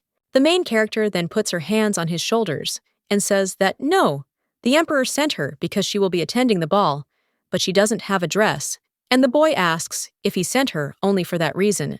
The young lady claims that this is true and asks Togo not to speak so thoughtlessly about whether someone likes someone or not, because such words can bring evil upon others. After which she strokes the boy on the head and tells him to be a good boy, and also asks if he wants to play with a pancake in the yard for a while, to which he agrees. After which the young man leaves with the dog and the main character sighs. But when she crosses eyes with another worker, he just turns away and starts walking faster. The young lady then realizes that the situation will only get worse if another misunderstanding spreads. But first of all, she doesn't understand why Kaizen continues to behave like this. A few days later, the boy asks his aunt if he can play in the garden today, to which the girl replies that he can, after which she turned to one of the maids and told her to make sure that the boy did not run away too far, and she agreed. When they leave, the maid claims that the gentleman is so active, and although Mr. Sigmund is quite calm, the young lady hears this and gets a little tense. The maid, then seeing her mistress's reaction, apologizes and says that she didn't do it on purpose, but the young lady replies that everything is fine. And then she thinks that someday she will have to tell Hannah the truth, because living together all the time, it will be difficult to hide the color of her eyes. The maid then looks at her mistress a little worriedly, and a little while later, they are already finishing trying on the dress. The main character then says that she thinks Theor is late, and Hannah then says that she will send a maid for him. But suddenly, the maid who was with the boy runs into the room and addresses the lady. She apologizes with tears in her eyes, but claims that the young gentleman has disappeared, to which the main character is surprised. She immediately gets up from her seat and asks what she is talking about and how the boy could have disappeared. And the maid claims that she really only stepped away for a second because someone called her. And at that moment, the master disappeared, so she begs for forgiveness. Hannah then asks who could have called her to that part of the estate. But the girl then claims that she doesn't know and went to look, but there was no one there. Hannah then turns to the lady and says that she will go look for the boy, but the main character then disagrees and says that they will go together, and he tells another maid to tell the others about this and let them distribute themselves in search of the child. A little while later, everyone is already looking for the boy, and the main character realizes that he has disappeared for the second time. But this case will arouse suspicion in anyone because it seems like someone took it away on purpose, and the young lady thinks that if someone did figure out whose child it was. The main character is not very happy about this thought, but then she hears the maids whispering among themselves. Hannah then turns to the lady, and the main character suggests that she go and see what happened there. After this, the young lady approaches them and asks what is going on, and the maids immediately turn around, after which they bow and apologize for making a fuss, but claim that the ceramics on display in the pavilion were broken. The main character then wonders if this really happened right now, and if it could be somehow connected with Theo. Then she goes into the pavilion and still sees the broken dishes, after which she asks if anyone has seen a boy with black hair, about 5 years old, whose name is Theo. The maids then just look at the mistress in silence, but then say what they saw and exchange glances with each other. However, one of the maids then raises her hand and addresses the lady, after which she claims that she saw it, and the main character asks where. And the maid replies that right there, she saw how the young gentleman knocked over this ceramic and it broke. The main character then asks if this is true, and the maid replies that yes, and she saw it with her own eyes, but the boy was afraid that he had broken it and ran away. The main character then asks if he got hurt, and if the maid saw why he knocked over the dishes. The girl then turns away and says that she did not see this, but the main character says that this is the place where the collection of the previous imperial majesty is collected, and the girl lowered the small child there without even bothering to keep an eye on him. The maid is surprised by such words and claims that she was cleaning and left the door open for a short time, and this happened. She also apologizes, and the main character exchanges glances with Hannah and thinks that this is still somehow suspicious, but since Theo's location is unknown, it's worth acting more carefully. After that, she suggests continuing the conversation when they find the child, because they need to hear both versions, and if someone wants to help in the search, they can begin. But suddenly, someone else enters the room and addresses Astel. It turns out to be the Emperor with Theo. The man immediately asks what kind of meeting this is and why the dishes are lying broken on the floor. The young lady claims that she and Hannah were looking for Theo, and at that time, the maid said that she saw the boy break some dishes there. The young man immediately screams, "What are they talking about? And he did nothing like that." And the emperor asks when the woman saw the child. The maid is very worried and asks for forgiveness from His Majesty, but claims that she does not remember the exact time. However, when the emperor looks at her coldly, the maid claims that somewhere around an hour ago, and the man asks if this is true, because if so, then it is quite strange. After all, the child was with him at that time, in a flower garden far away from there. The young lady then turns to the boy and asks if this is true, and the young man says that yes, and His Majesty saved him. While they are talking about this, the maid begins to shake more and more, and the emperor turns to Theo and asks if he can tell his aunt what happened in the same way he told him to, which the boy agrees. A little while ago, he was sitting in the garden and playing with Blin. The boy turned to the dog and asked where the maid auntie had gone. He also said that his mother advised him not to stay alone. However, then a maid came up to him and asked the master what he was doing there. The boy then asked who she was, and the girl replied that Mrs. Astle had sent her to him.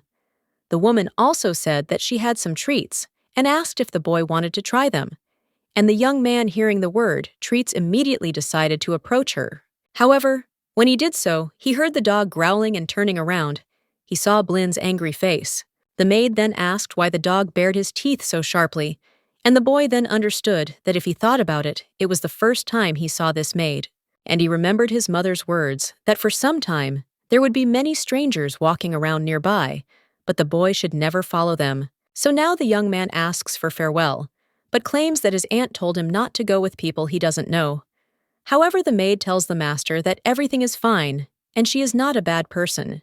However, when the girl extends her hand, the dog immediately starts barking, and the maid can't think of anything better than try to grab the young master.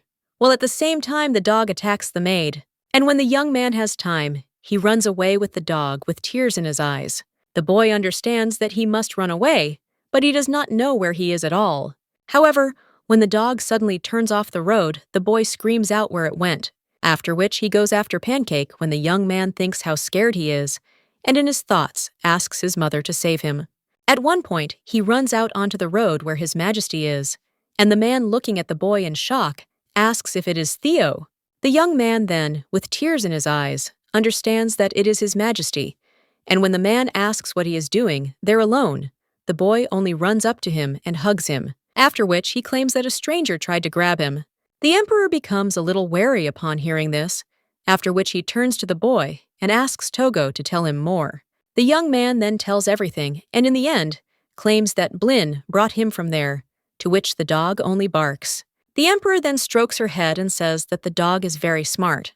After this, he also hugs the boy and says that everything is okay now, so he doesn't have to worry.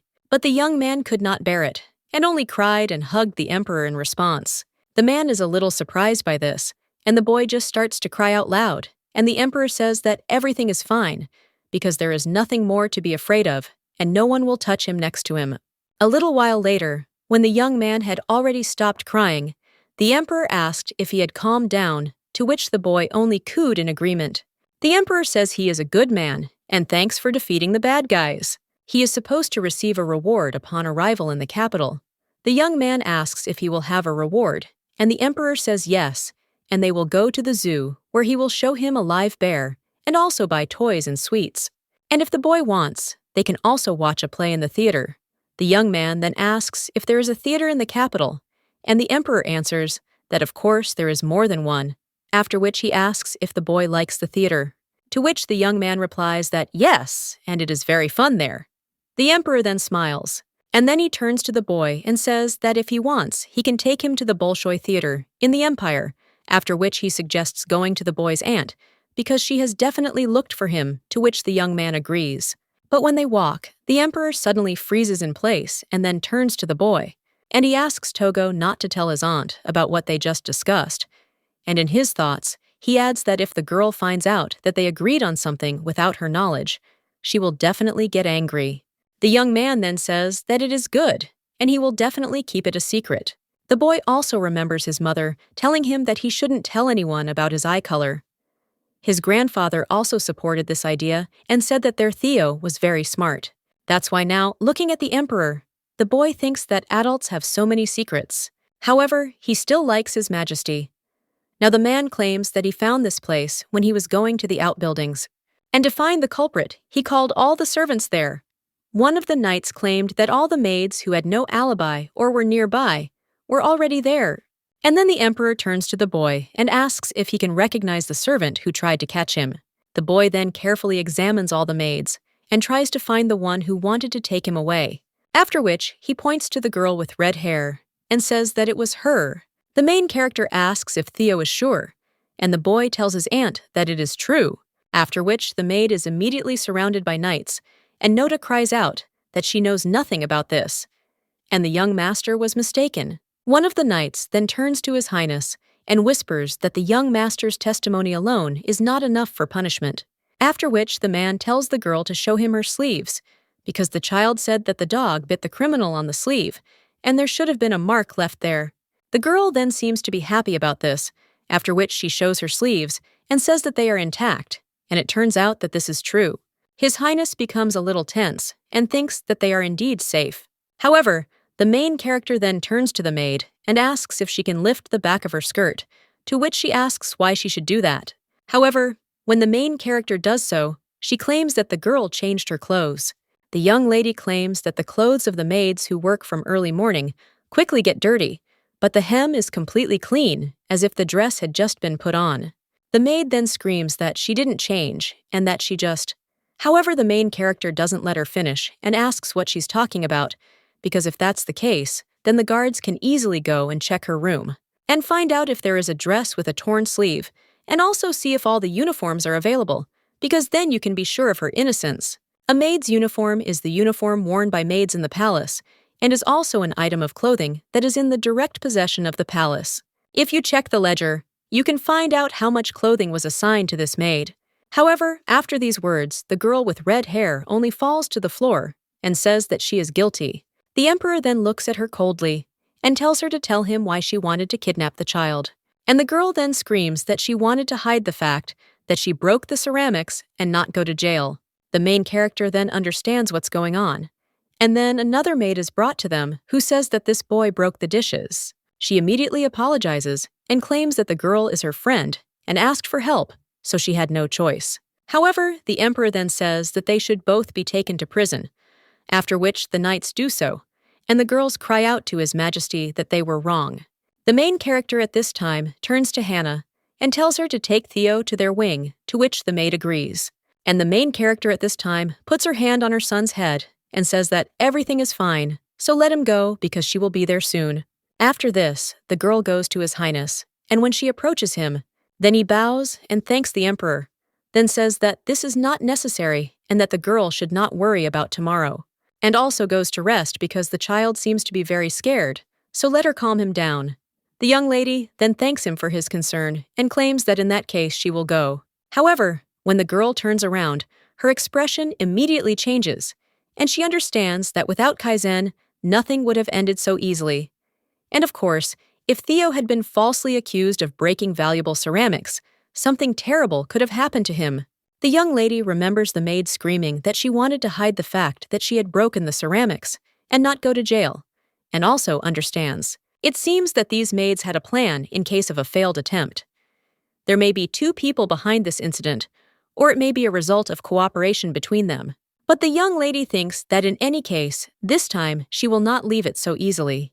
A little while later, the boy is already telling his mother how His Majesty appeared, even showing the date. The young man then says that he likes His Majesty, and the main character is a little surprised by this. But then she kisses her son on the cheek and says that they will rest a little, wash up, and go to dinner. And also, if the boy wants to eat something, then let him say so, because today she can eat anything. But suddenly, the young lady hears someone knocking on the room, and it turns out to be the butler. He turns to Madame Estelle and then claims that His Majesty has sent gifts to the young master. The main character then asks if he sent the gifts, and the boy just jumps from his seat and asks if these are really gifts from His Majesty. Then the boy looks at the mountain of gifts in the teddy bear and is surprised, after which he takes the cookie jar in his hands and turns to his aunt, asking if he can eat it before dinner. The main character says yes, but only one, and first she needs to thank His Majesty. The main character then asks to convey her gratitude to His Majesty, and the boy bows and also thanks for the gifts. When the young man already has the cookie, the main character turns to him and says that if he doesn't mind, he can give it to his mother. The boy is then a little surprised. Much time later, the maid has already finished her work and tells Mrs. Astle that everything is ready. The young lady then smiles and thanks Hannah, and the maid claims that the mistress seems to have returned 6 years ago, after which she wishes her a good time, and the main character leaves the room. After that, a little while later, they report that she has arrived. The girl enters the room of the lady with black hair, and she says that she is pleased to meet Madame Estella. She also claims to be Florin Cruson. Then she says she is pleased to meet you, after which the ladies sit down at the table. The girl with black hair then claims that she was surprised to hear that Lady Estella invited her for tea and asks if something happened, to which the main character replies that it did, after which she claims that yesterday her nephew was almost kidnapped. The lady with black hair then asks in shock if the young gentleman is okay, and the main character claims that fortunately the kidnapping did not succeed, but His Majesty was worried about the child. Therefore, he sent a stump of tea and sweets as a consolation. After this, the main character turns to the lady with black hair and asks if she would like a treat. The girl with black hair then looks coldly at the lady sitting in front of her, and then claims that this is a great honor for her, and she thinks she'll be happy to try them along with the desserts she's made herself. And then she turns to the maid and tells her to prepare everything for serving. When the desserts are already on the table, Lady Estella says that her interlocutor must have just recently arrived in the capital, to which she smiles and says that this is true because she has had poor health since birth. And because of this, she had to be treated at the estate until she came of age. The main character then says that thank God the girl has recovered, and the lady with black hair then turns to their mistress Astle with some concern, after which she says that she regrets that this happened, but it seemed to her that her sister sincerely repented. The main character then understands what she is talking about, then smiles and says that she does not hold a grudge, then asks, "What about Lady Florin?" The lady with black hair then asks what she is talking about the main character, that the girl's sister is now in prison because of her. But the brunette then just folds her arms and says with a smile on her face that it is her own fault that she ended up there. And it seems that her older sister did not like that His Majesty favors Mrs. Estelle because she loves him very much. The main character then asks if the girl is worried about her, and the brunette then wonders if Lady Estella is asking about this because she is thinking of becoming empress again. The main character claims that there is nothing like that, and she has no desire or opportunity. After which, the lady with black hair says that, in this case, there can be no enmity between them, and on the contrary, she is satisfied with everything. It was not some other girl who attracted all the attention of His Majesty, but she. The main character then asks if the girl is saying that she is convenient for her because she is not a competitor. The young lady also realizes that as a child, she had a doll that looked exactly like this girl, and now she says that if this were really the case, she would not have come to the capital to check the situation. The lady with blue eyes then looks coldly at the main character, and she understands that this is the true face of this girl. Astel understands that she does not want to be an empress and cannot be, but this world is unpredictable, and now the lady with black hair says, "Who could have thought 6 years ago that she would be here?" It makes perfect sense to check the personal relationship between Lady Astela and His Majesty, but her desire to apologize is completely sincere because she has long admired the lady. The main character then says that the lady is overdoing it, but the girl says that it is true and she must not remember, but they have already met. And the main character claims that in any case, as the girl herself saw His Majesty does not have any affection for her, so she cannot worry. And the lady with black hair then only asks why the girl is so sure, and the main character claims that it is because it is not love, but just a feeling of guilt. Kaizen is not familiar with such a concept as love. The lady with black hair then smiles and says that she will believe her interlocutor, and the young lady then rises from the table and says that she will take her leave. She also thanks Lady Florin for a pleasant time, and when the main character is already leaving, the lady with blue eyes says that she would like to sit together again sometime over a cup of tea. When the main character leaves this room, the toast leans against the wall and sighs. The girl understands that with Lady Florin it was more difficult than she thought, but it became obvious that the kidnapping incident had nothing to do with her.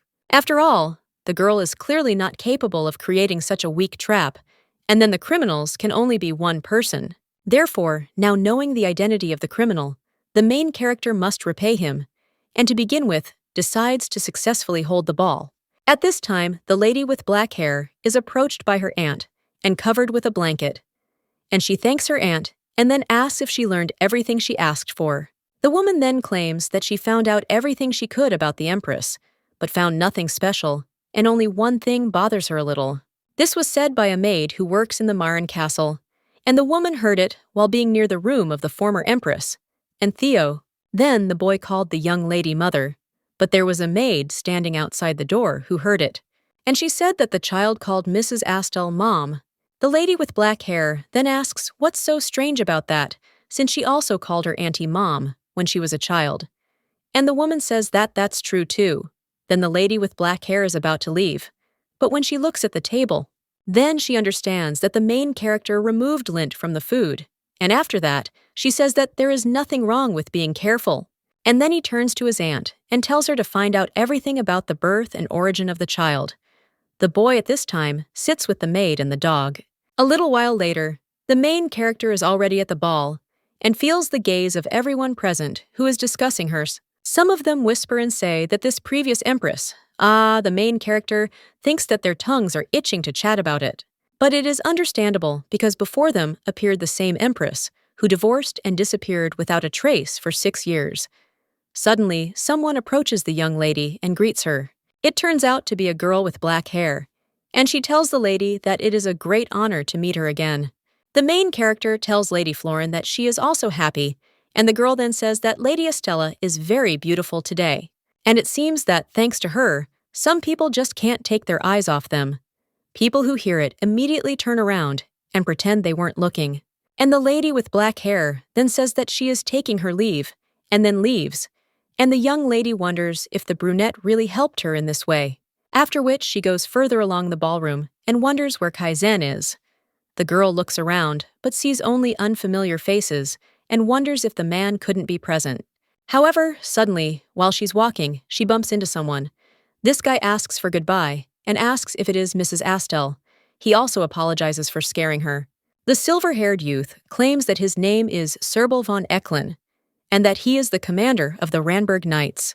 The main character looking at him understands that he is indeed the commander of the Knights and thinks that the Knights of Ranberg, if her memory serves her right, are as important as the Imperial Guard. But then she turns to the boy and asks what the commander of the Ranberg Knights is doing there. And the boy says that before heading north, he came there to meet with His Majesty and report. After which the main character is a little surprised and asks if something really happened in the north again. The guy then laughs lightly and says that no, it's just that there was a recent uprising in that area, so they're patrolling it. The young lady then says that's understandable, but then she wonders why the knight even spoke to her. And the guy then turns to the young lady and says that his father asked him to give his regards to the Marquis of Kallenberg. The young lady realizes that his father, Gerald von Enlin, is a minister of state, and the girl wonders if they don't know each other. Well then, she replies that it is understood and will definitely pass on this greeting. However, then someone else comes up to them and greets them. The guy says that as he sees Mrs. Estella and Serbel have already met. After which, the knight approaches his friend and says that he hopes he did not manage to bring trouble to Lady Astel. And the young man with silver hair only laughs and says that he did nothing of the sort. The main character then turns to the knight Linden and asks if he has seen His Majesty. The guy then thinks for a bit and then says that His Majesty is now upstairs. And when the main character looks at one of the railings, she sees that this is indeed the case. But suddenly, music starts playing in the hall, or the knight says that he should go back to his partner. While everyone is dancing, the main character looks at His Majesty, but when she looks down, someone turns to her. It turns out it's the same guy with silver hair, and he claims that if the girl doesn't have a partner, then would she do him the honor of giving him her first dance? The young lady then wonders why this man is asking her to dance, and then the guy awkwardly asks if it could be that she is uncomfortable. The main character then realizes that the guy is starting to wind himself up. That's why she says that everything is not so simple, and she didn't even think about dancing today. But then the girl notices that the guy looks a little confused and doesn't understand what happened. And when he turns around, he sees His Highness and asks if His Majesty has arrived there. The man only looks at the two a little coldly, then bows and turns to Lady Estelle, and then he asks if she will dance the first dance with him. The silver-haired boy is then surprised by this, and the lady with black hair turns pale from this. Everyone in the hall immediately starts whispering, and the main character turns to His Highness and says that it's a pity about gays. However, she is not going to dance today. The girl claims that she has not participated in any balls for so long that she will certainly show disrespect to him during the dance. The emperor then says that it doesn't matter, and the young lady just bites her lip and then asks for forgiveness. The young lady thinks how much she dislikes this situation. However, when she looks at His Highness's face, who like a puppy asks if he can sincerely ask for a dance, but the main character still sighs and agrees. The nobles, seeing His Highness with such a face, are very surprised because they never thought that he could look like that. And then the girl begins her dance with the emperor. She understands that she once devoted days to dance practice in order to move elegantly and beautifully. Step by step, she rehearsed each movement until she perfected it, knocking her feet together, only for the sake of this man, and now making a beautiful turn, she surprises His Highness. And he says that the girl dances beautifully, and the main character then realizes that this is the first time she is dancing with Kaizen. And he didn't like the balls, so he often didn't attend them while the girl was trying her best. If only to hear these words. Then the dance ends, and the main character leans on His Highness. The man then whispers to Astel if something happened, and the main character even shakes a little, realizing that there is no room for doubt and that it needs to be done now when all attention is focused on them, after which she immediately falls to her knees and asks His Majesty to have mercy on her. The girl's voice trembles awkwardly. However, she raises her head and realizes that this is even better because her speech will look much more natural. Then she continues to speak and claims that her grandfather, Marquis of Kallenberg, he traveled a long way because of her and his health deteriorated. But although thanks to the care of His Highness, he got better and his condition stabilized, the young lady was hurt by the realization that everything happened because of her fault. Everyone in the room immediately starts whispering and asking if Marquez is sick. Another girl says that he is already at a respectable age. The main character starts crying and begs His Highness to let her send her grandfather and little nephew home as soon as possible. After that, the girl lets go of her head and thinks that this is great and should work. The people in the hall start whispering, and one of them claims that she thought it would be some kind of special request. And the lady is incredible, so of course the emperor will allow it. However, His Highness only looks at her a little puzzled, and when the girl raises her head, she wonders in surprise why he doesn't say anything. Then he sees his puzzled face, and the emperor only suggests that they talk about it later. The main character then cries out to the regional highness and says that, like her grandfather, Theo recently had a fever. And His Highness says that this is true, and both of them are not in the best health right now. So it is not worth sending them on such a long journey right now. So they will talk about it after the end of the ball. The main character is still trying to convince His Highness, but he only tells her with a sad face to stop, and claims that this is an order. The main character is very surprised by this, because after their reunion, he never once used the word order in relation to her. Now the emperor turns to the secretary and tells them to continue the ball, after which he leaves, leaving the young lady alone. The girls immediately approach the main character and tell the lady not to be so upset. One of them says that this is true and the Marquis will soon recover. The main character then thanks them for their concern a little while later when she is already leaving for the street. She sighs and realizes that she was sure that the man would agree, and she wasn't the only one who thought so. After all, those present also had no doubts, but the girl then did not understand why he refused, and why was his expression so sad. Now, when the main character turns around, she leads a beautiful tree behind her, after which the girl goes to him and realizes that it is an acacia. However, when she comes closer, someone comes out from behind the tree and addresses Estella. It turns out to be His Highness, and he offers to talk, after which he claims that this is why the girl came, and the main character does not understand what he is talking about. And he asks what he is talking about. However, the emperor only claims that she came only to say this, and specially entered the ball to get his permission. But the main character asks if that is why he refused her, and asks why she so wants to send her grandfather and child back. But the main character then turns to His Highness and asks why he so wants to take them to the capital, to which he wants to say something, but still stops, after which he said that it would be better if she said immediately and openly that gays don't like the points, and let him send these two home. Well, the young lady then asks if he would listen to her, and the emperor then claims that if she had acted this way, at least he would not have felt trampled. The main character then almost cries and asks if he rejected her request only for this reason, and only because she allegedly trampled on his feelings. But the man then screams that no, and that is not the point, after which he approaches the young lady. But when he says that, simply, if there are no these two, then she...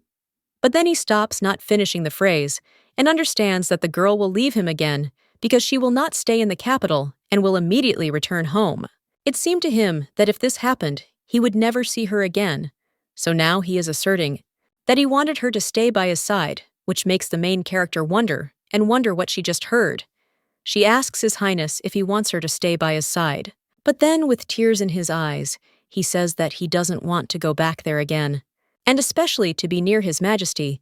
The girl understands that 6 years ago, having heard about his plans to divorce her, she wanted to plunge into eternal sleep, but she did not do it. Because otherwise the emperor would have become in the people's minds a cold-blooded man who put his wife to eternal sleep on the very first day of their honeymoon. And she left and then suffered all the humiliations alone. Because even though it's stupid, she really loved him, but that doesn't mean she didn't suffer.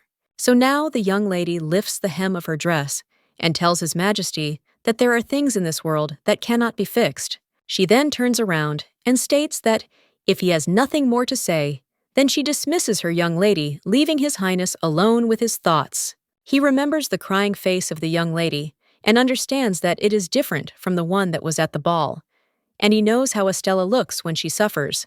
And now nothing comes to mind except for this facial expression. Leston's estate. He asks one of the servants if he is talking about the emperor, and then the Duke is informed that the emperor is now in the Dench residence. The man thought that if information about the preparation of the rebellion leaks out, then His Highness will sit in that remote castle, not daring to act. And now the Duke claims that the emperor is acting faster than he expected, and he already knew that Duke Siet was a spy, and that he was recruited only to pass on false information to the emperor. After all, he might have thought that he had messed up their plans to leave the capital, but the palace was like a fortress to him. This means that the emperor's departure from the palace is only to their advantage, so they will see who will really emerge victorious. Now, the Duke says that if an opportunity arises during his stay at the Dench residence, he must suddenly attack the emperor. And then the servant, a little puzzled, says that along with the emperor, there is also a duke and duchess there. The young lady's father then asks if the servant is talking about Estella, because if so, then there is no need to pay attention to this lousy girl. The Duke understands that for the sake of his dream of becoming a regent, he took as his wife a girl of impeccable blood. But her daughter grew up so ungrateful and stubborn that it was worth sending her young as a mistress to the previous emperor, or selling her to another decent aristocrat immediately after the divorce. Now the man just grits his teeth and then turns to the favor and claims that his daughter has already broken off relations with him, and if anything happens, you can put her into eternal sleep along with the emperor, because he doesn't care. The next day, when the young lady's grandfather comes into the room, she asks how everything went. But her grandfather just shakes his head, and the heroine asks if today it didn't work out like on previous days. For the past few days, Kaizen had been ignoring his grandfather's request for an audience, and the young lady understands that he probably doesn't want to hear the request to send them home, while her grandfather at this time tells Estella to eat at least some things. But the girl apologizes and says that she has no appetite, and the boy then asks his mother when they will go to the capital. The main character is surprised by this and asks what he is talking about, and the young man asks in response whether they shouldn't go to the capital now. The main character, looking at the boy's glowing eyes, thinks what has been happening to him for several days, and is it really Kaizen told him something? However, the main character then tells Theo that he will not go to the capital and that he will need to return home with his grandfather. The boy then starts shaking, almost crying, and asks why. And the main character says that the capital is very far away and there is nothing good there for a small child. However, the boy remembers how the emperor said that when they arrived in the capital, he would show him a live bear and take him to the Bolshoi Theater. So now the boy says with tears in his eyes that he also wants to go to the capital. Then the main character and her grandfather exchange glances, and the young lady decides to change the subject and then asks the boy if he wants to go on a picnic with his mother and grandfather today.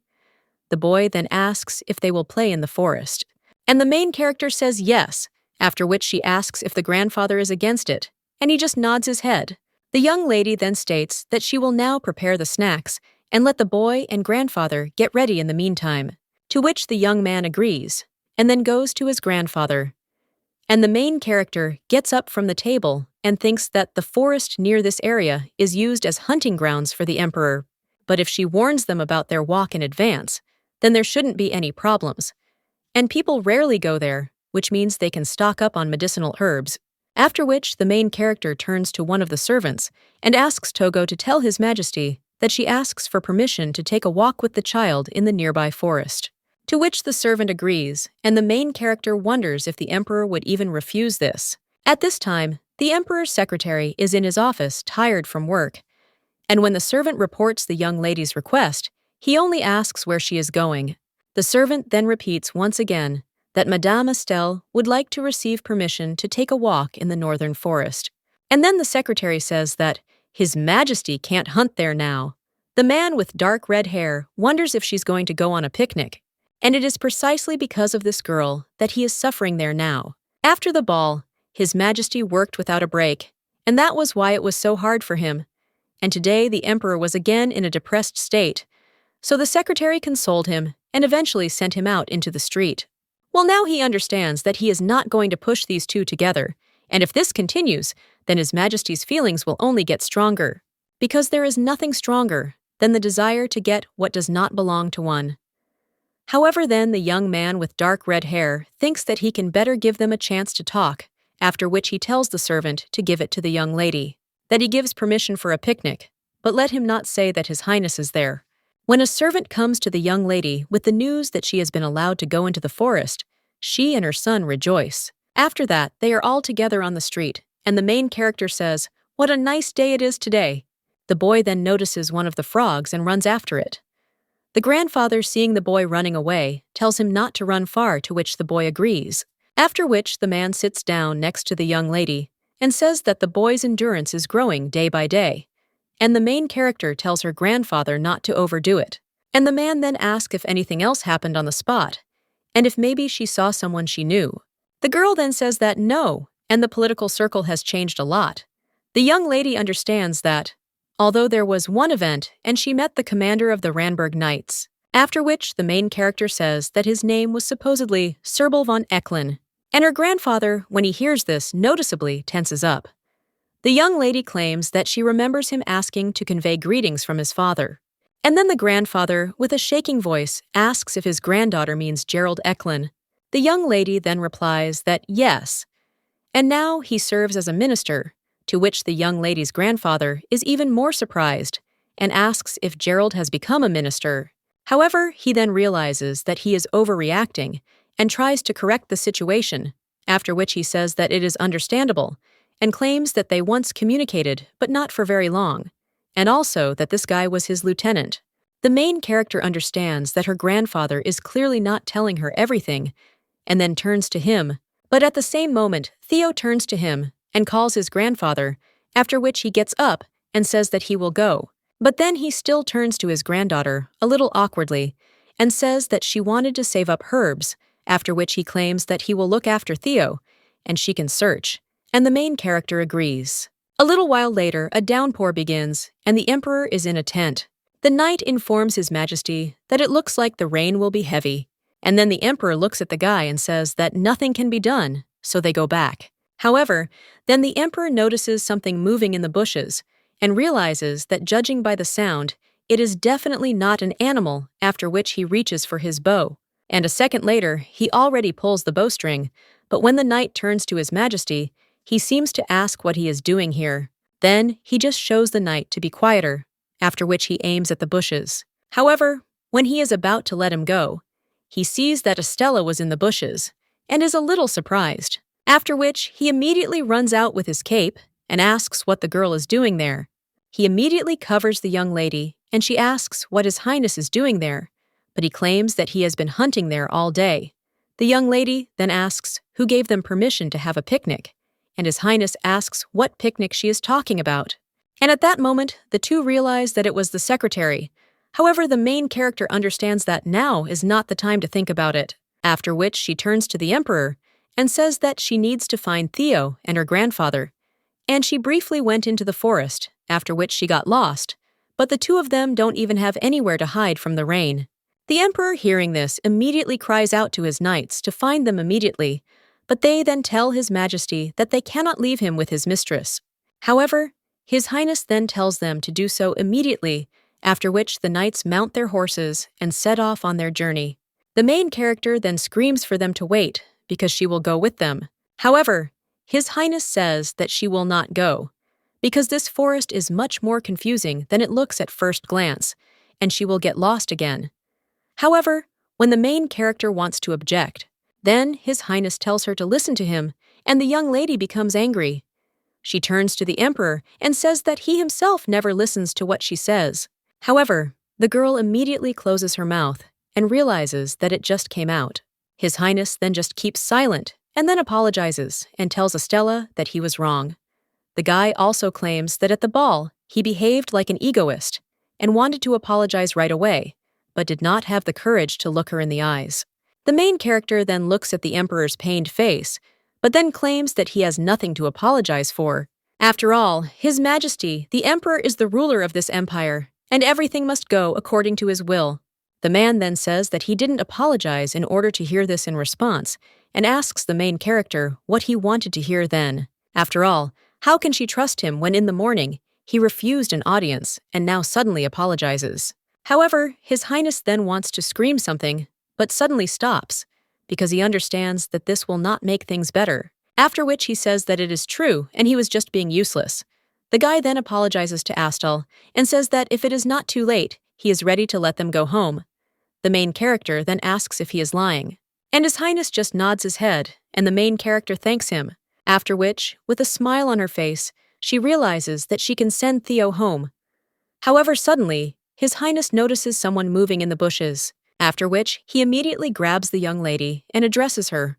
After which, when they are closer to each other, he whispers for the girl to bend down, and the young lady does so, after which a sword flies over her head, and a little while later, they are surrounded by assassins.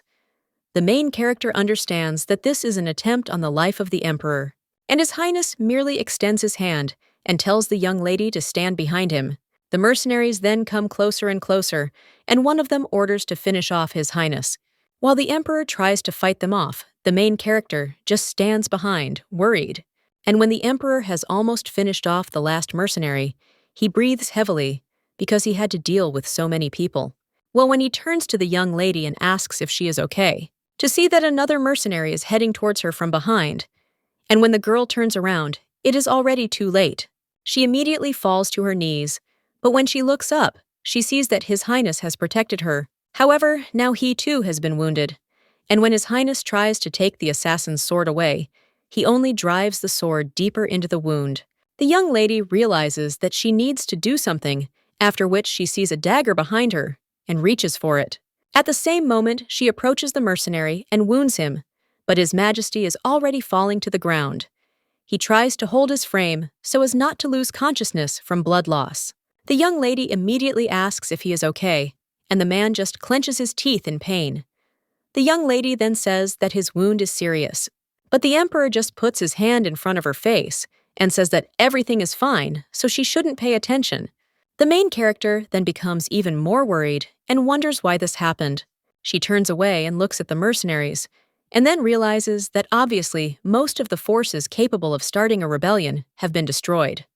However, when she looks at one of them lying on the ground, she understands that she knows this man and that he has been close to her father since childhood. Well, suddenly, His Highness grabs the main character and then says that they need to find Theo and the Marquise, because perhaps the mercenaries went in their direction. The main character is then in shock and almost shakes. She understands that now her closest people may be in danger. However, His Highness tries to calm the girl and says that they need to go. He turns to the girl excitedly and says that the longer they stay there, the more danger they will be exposed to. But the young lady looking at His Highness's wound understands that it is not easy for him either. However, a little while later, they are already racing on horseback, and the young lady wonders why the emperor is doing this, and whether he is trying to make amends for his guilt in this way. She remembers how the man said that he wanted her to stay close to him, and now she clings to him while riding a horse. A little while later, one of the knights who met His Highness approaches them. The man claims that there was an attempt on their life, and perhaps one of the mercenaries is still alive, so they need to quickly find the child and the Marquise.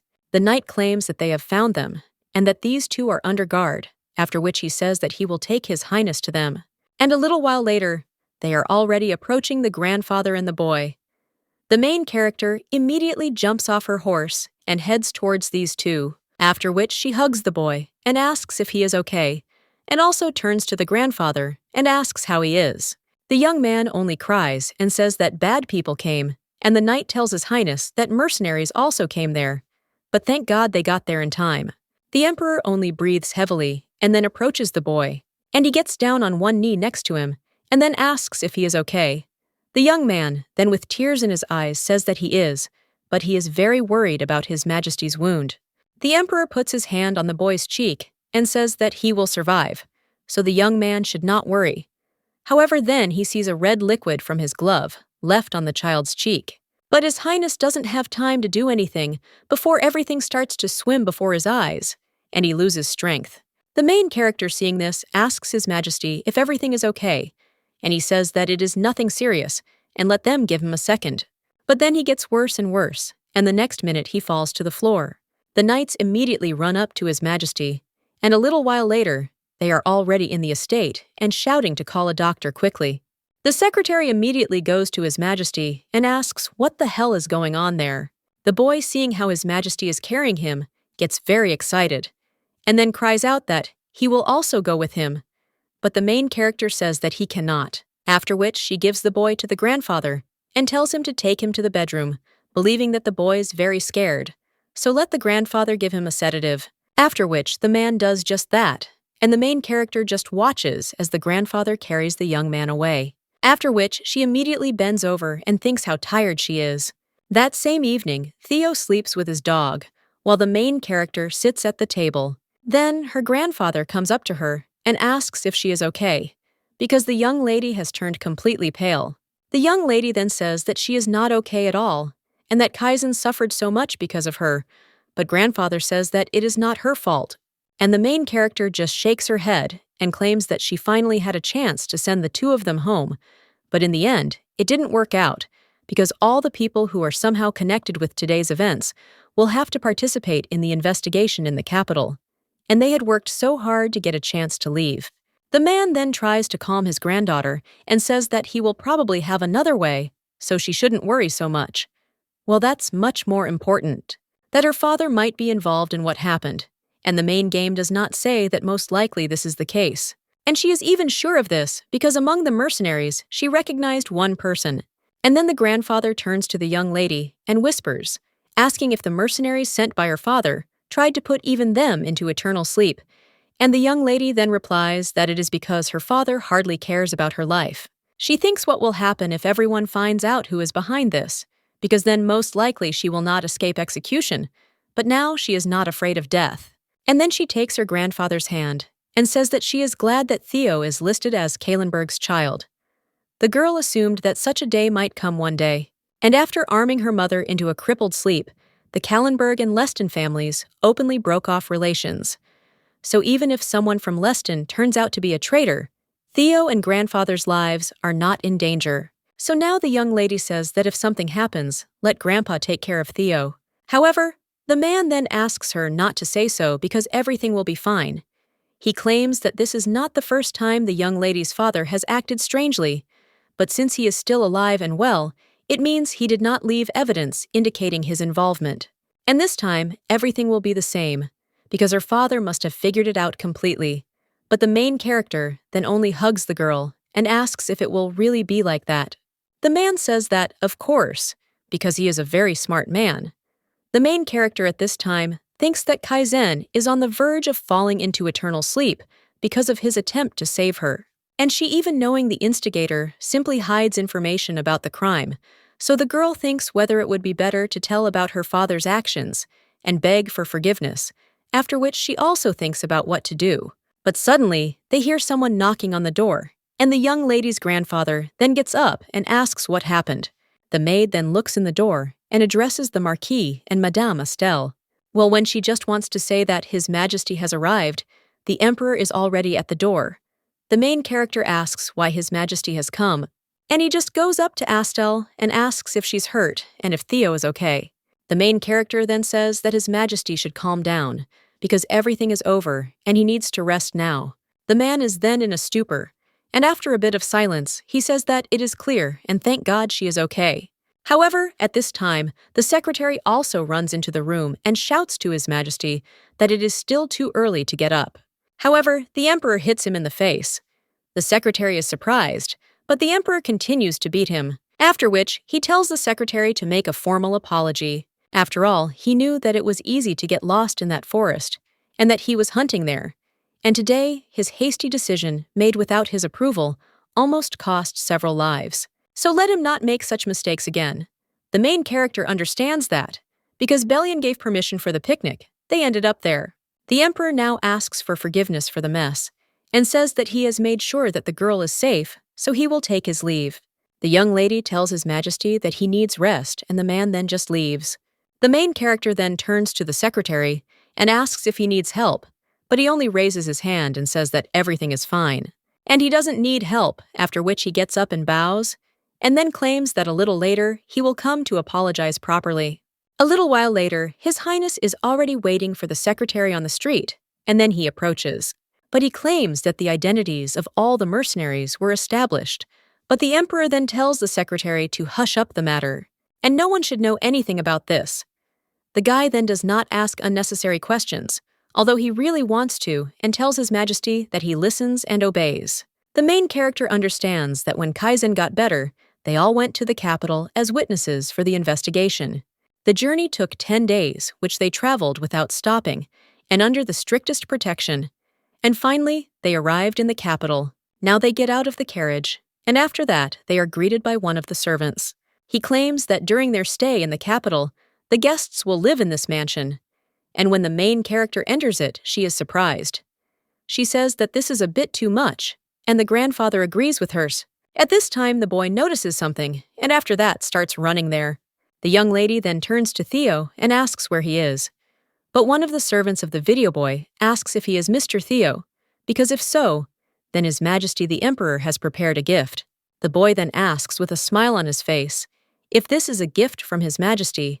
He also strokes his dog and is very happy about the gift. The main character understands that since that day she has never seen Kaizen, and now the word is calmer. The boy is now playing with his new house. The dog is sleeping on the bed. The grandfather is a young lady practicing with a sword, and the main character, watching her grandfather through the window, smiles. Again, suddenly, someone addresses her and tells her that a guest is waiting for the lady on the first floor. The main character, when she goes down the stairs, thinks about who might be looking for a meeting with her in the capital. However, when she comes closer and sees a familiar outfit, her face changes, after which she realizes that it is her brother Fritz, the guy I see excitedly turning to his sister. Well, the main character then remembers how he asked why she gave the go-ahead for a divorce without her father's permission, and insisted that she should do nothing and beg her father for forgiveness. So now she bites her lip and tells him to go away, because she doesn't want to see him. The guy then, almost crying, asks him to forgive him, and claims that he was wrong, after which, with a shaking hand, he asks if they could start all over again, and if she gives him another chance. However, the main character then says that they haven't said a word in the last 6 years, so why did he suddenly need this chance? However, when the guy is already trying to call out to his sister. At this time, a boy with a dog runs into the room and asks Aunt Astle what happened there. The main character then remembers how she was little and understands that this is bad. And did her brother guess? The young man with blonde hair is now asking Estella if this boy is really Heir. However, the main character only understands that the heir of the family and her older brother Fritz was a wonderful person who was unattainable for her. But the young lady liked her brother because he was nice to her. Therefore, he was the only one she could trust and rely on, while under the oppression of her heartless father. At that time, the person she loved as much as Kaizen was her older brother. Now the main character interrupts her brother's words and says that this is Theo, the son of Sigmund, and asks if her brother hasn't heard of him. The blonde-haired boy is then a little surprised, and then lowers his hand and says that it is understood, after which he leans over to the boy and says that he is pleased to meet him, and that the boy's father was his cousin. The main character then sighs and turns to Theo and tells him to call this man Uncle Fritz. The young lady also claims that this man is her older brother, and the boy is then a little surprised, after which he greets Uncle Fritz with a smile on his face. The young lady's brother then says that Theo is so polite, and he is a very sweet child. But when he extends his hand to the boy, the main character stands between them, and he says that they are done getting to know each other, so let the guy now tell him why he came there. The young lady's brother then stands up and claims that the reason he came there concerns the things left behind by the Empress Dowager. A little while later, the main character already understands what is going on, And to put it briefly, the Dowager Empress left her some things, but her father intercepted them and is not going to give them back. The guy now claims that it doesn't seem like his father needs these things, but most likely he wants to use them to lure her to the lady and try to win her over to his side. Well, the main character then insists that her brother go and tell his father that if he gives these things to his wife, now she will file a complaint with His Majesty the Emperor. And then the guy in shock says that his sister might not get these things, and there is no evidence at all that the Empress left them to her. But the main character says that she doesn't care, and it's better to give these things to His Majesty the Emperor, who is the grandson of the Dowager Empress, than to leave them with her father and the young lady's brother. Then says that this is also true, after which he gets up from his seat and says that he will then say hello to his grandfather and go. But he asks how long the girl plans to stay in the police, and the young lady says that they plan to leave in 2 days. The guy then asks if his sister can stay for a few more days because soon it will be the day of his mother's ball. The main character then realizes that around this time, her mother would hold an annual charity ball at the mansion. And after her immersion into eternal sleep, it was not held for several years, but after the young lady's debut in high society, she took on the functions of the organizer. And now, the young lady asks if her brother continued to hold the ball while she was away, and the guy replies, "Here," and he did it himself. The girl understands that, according to the rules of the empire, men never organized a rampart, and yet she does not understand why he continued this tradition, and whether her brother really regrets the past. The main character then apologizes and says that in 2 days she must leave, and therefore will not be able to attend, to which her brother only sighs, but then a little awkwardly says that, "Fine," and then nothing can be done, but says that if she needs help, then the girl should contact him at any time. The main character then replies that it's okay, and she'll contact him if she needs anything, after which the guy leaves.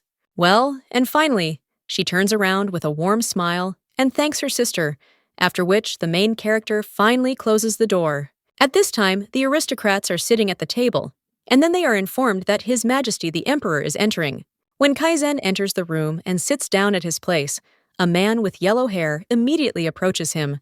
He immediately kneels down and addresses His Majesty, after which he sincerely asks for forgiveness for the inconvenience his daughter caused him. It turns out to be Marquis Croissant.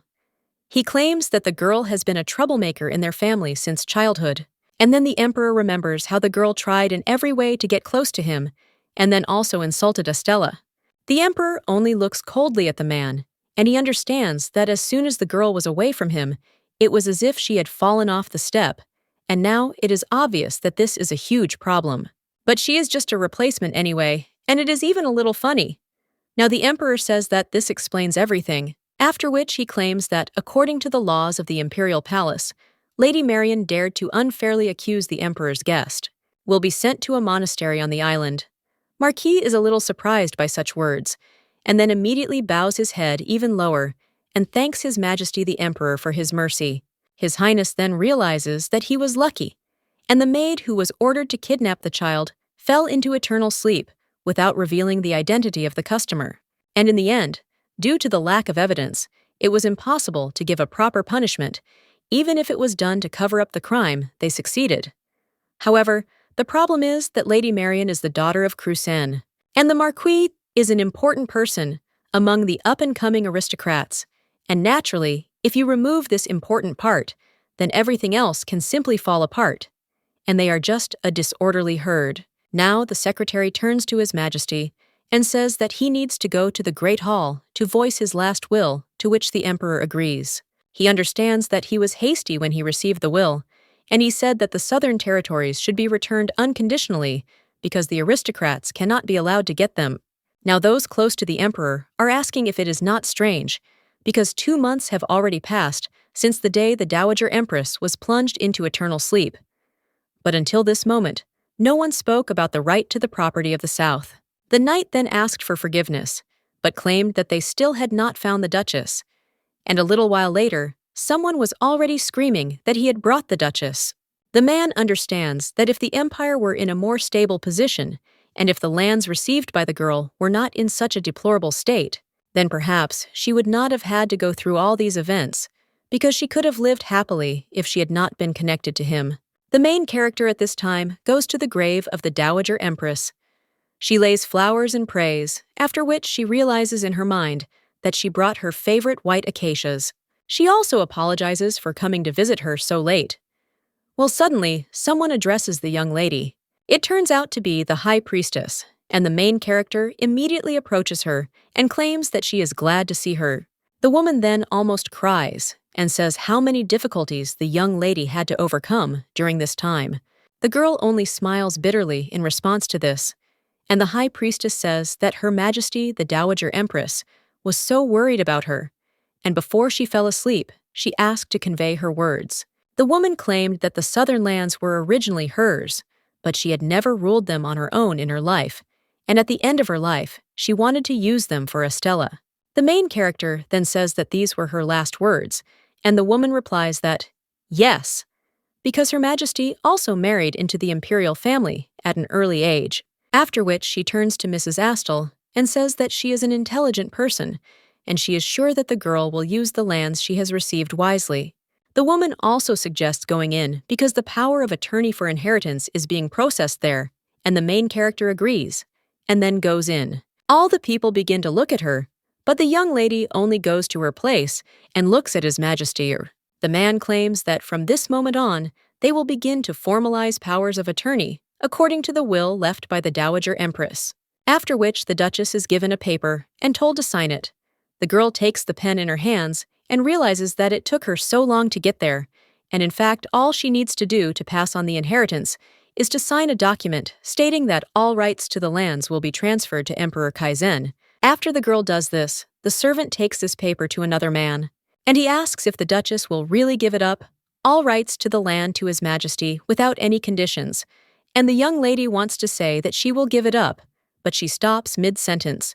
She remembers how the woman told her that the girl is an intelligent person, and she believes that she will use the lands she received wisely, after which the main character asks His Majesty to read it, but asks if she can now add conditions. Everyone in the hall is surprised by this, even the High Priestess. The girl understands that 6 years ago she left Kaizen's army without any conditions, but she thinks what has changed since then. But the huge territory in the south left by the Dowager Empress is very valuable, and if the girl had these lands, then she could have gotten a lot, and changed a lot, and now she has this power. However, the main character remembers her loved ones, after which he looks at His Highness and he tells the girl to continue. The young lady then claims that she heard the Byzantine mansion where I was born and raised as a Dowager Empress, without a master, had almost turned into ruins, and the Emperor claims that everything is correct, and the main character then turns to His Majesty and says that if he allows it, then she would like to build an educational institution there. A man in court asks if she wants to build an educational institution, and the main character replies that yes, in honor of the late and widowed Empress, she would like to found a charity school for the poor and needy. The young lady then asks the Empress to forgive her, but now it is more important for her to protect something more valuable than power, so she uses this chance for it, and not for herself. Everyone in the hall then starts whispering, and the Emperor is silent for a while, and then says that let it be so. He then turns to the judge's assistant and tells him to provide the documents, and then one of the servants brings them, after which the Emperor signs and seals the document, and then states that the process of delegation of inheritance is complete. A little while later, the main character is already in the garden and feeding the pigeons. However, then the Emperor approaches her and turns to the girl. He asks if the young lady will now return to the east, and she replies that, yes, and if His Highness allows, she would like to leave tomorrow morning. The man then, with a face that shows all his pain, says that he cannot ask the young lady to stay there, but the main character then flatly says that there is no place for her there, and His Highness then agrees and then apologizes. But after a moment of silence, the main character asks what he is apologizing for, and the man says, for everything. For the fact that she had to come there because of him, and for the fact that he didn't even take her opinion into account, and even for that day 6 years ago. But there are countless things for which he must apologize to her, and it seems that he has always done only bad things towards her. The man also says that Estella may not forgive him, but let her be where he is not. The girl will be happy. The main character, looking at His Highness, understands that now he looks and speaks like the kind boy she loved. And if there had been at least a little sincerity in their communication during those 10 years, the young lady might have thought differently. However, now she can really move forward, after which the main character thanks His Majesty, and a little while later, someone turns to Duchess Astle, after which they claim that it is a great honor for him to meet her. The main character understands that this is one of those present in the temple, but then she apologizes and asks if he could introduce himself. The man then says that he completely forgot, after which he says it with a smile on his face, that he is the Count of Eklund and also the Minister of Military Affairs. The main character then remembers how the silver-haired youth claimed that his father asked her to send his regards to the Marquis of Kallenberg, and how her father reacted to this, after which the girl realizes that this is her grandfather's former colleague. At this time, the young lady's grandfather asks why this man came there. Of Leston was standing in front of him now with a smug grin. The main character only says that she is pleased to meet the Count, and that she has heard a lot about him and her grandfather. The man then just smiles and asks how the Marquis is feeling now, since he had heard rumors about his illness. The main character then says with a smile on her face that he is already recovered and is now completely healthy, but she thinks that although he was not sick at all, everyone thinks that he was very ill. The Count then says that thank God he is fine, but he was so surprised to learn that the indestructible man, like a huge mountain, fell ill, and he would like to visit him while the girl is in the capital at least once, after which he asks if he can drop by the mansion on any convenient day. The main character then thanks him for his words, but claims that they are going to leave early tomorrow morning, and since they are preparing to leave, they are not receiving guests today either, after which the girl asks for forgiveness. The man then says that it means nothing can be done, and that she shouldn't worry about it, and the main character understands that he creates the impression of a good person, but it seems that the grandfather feels uncomfortable around him, so it would be better for them not to meet. And then the man asks if he can send them a small gift in return a little later, and it's nothing special, but he would definitely like to thank him. And the girl has the right to reject this gift if she feels burdensome. The main character then smiles and thanks him, after which she sets off on her way.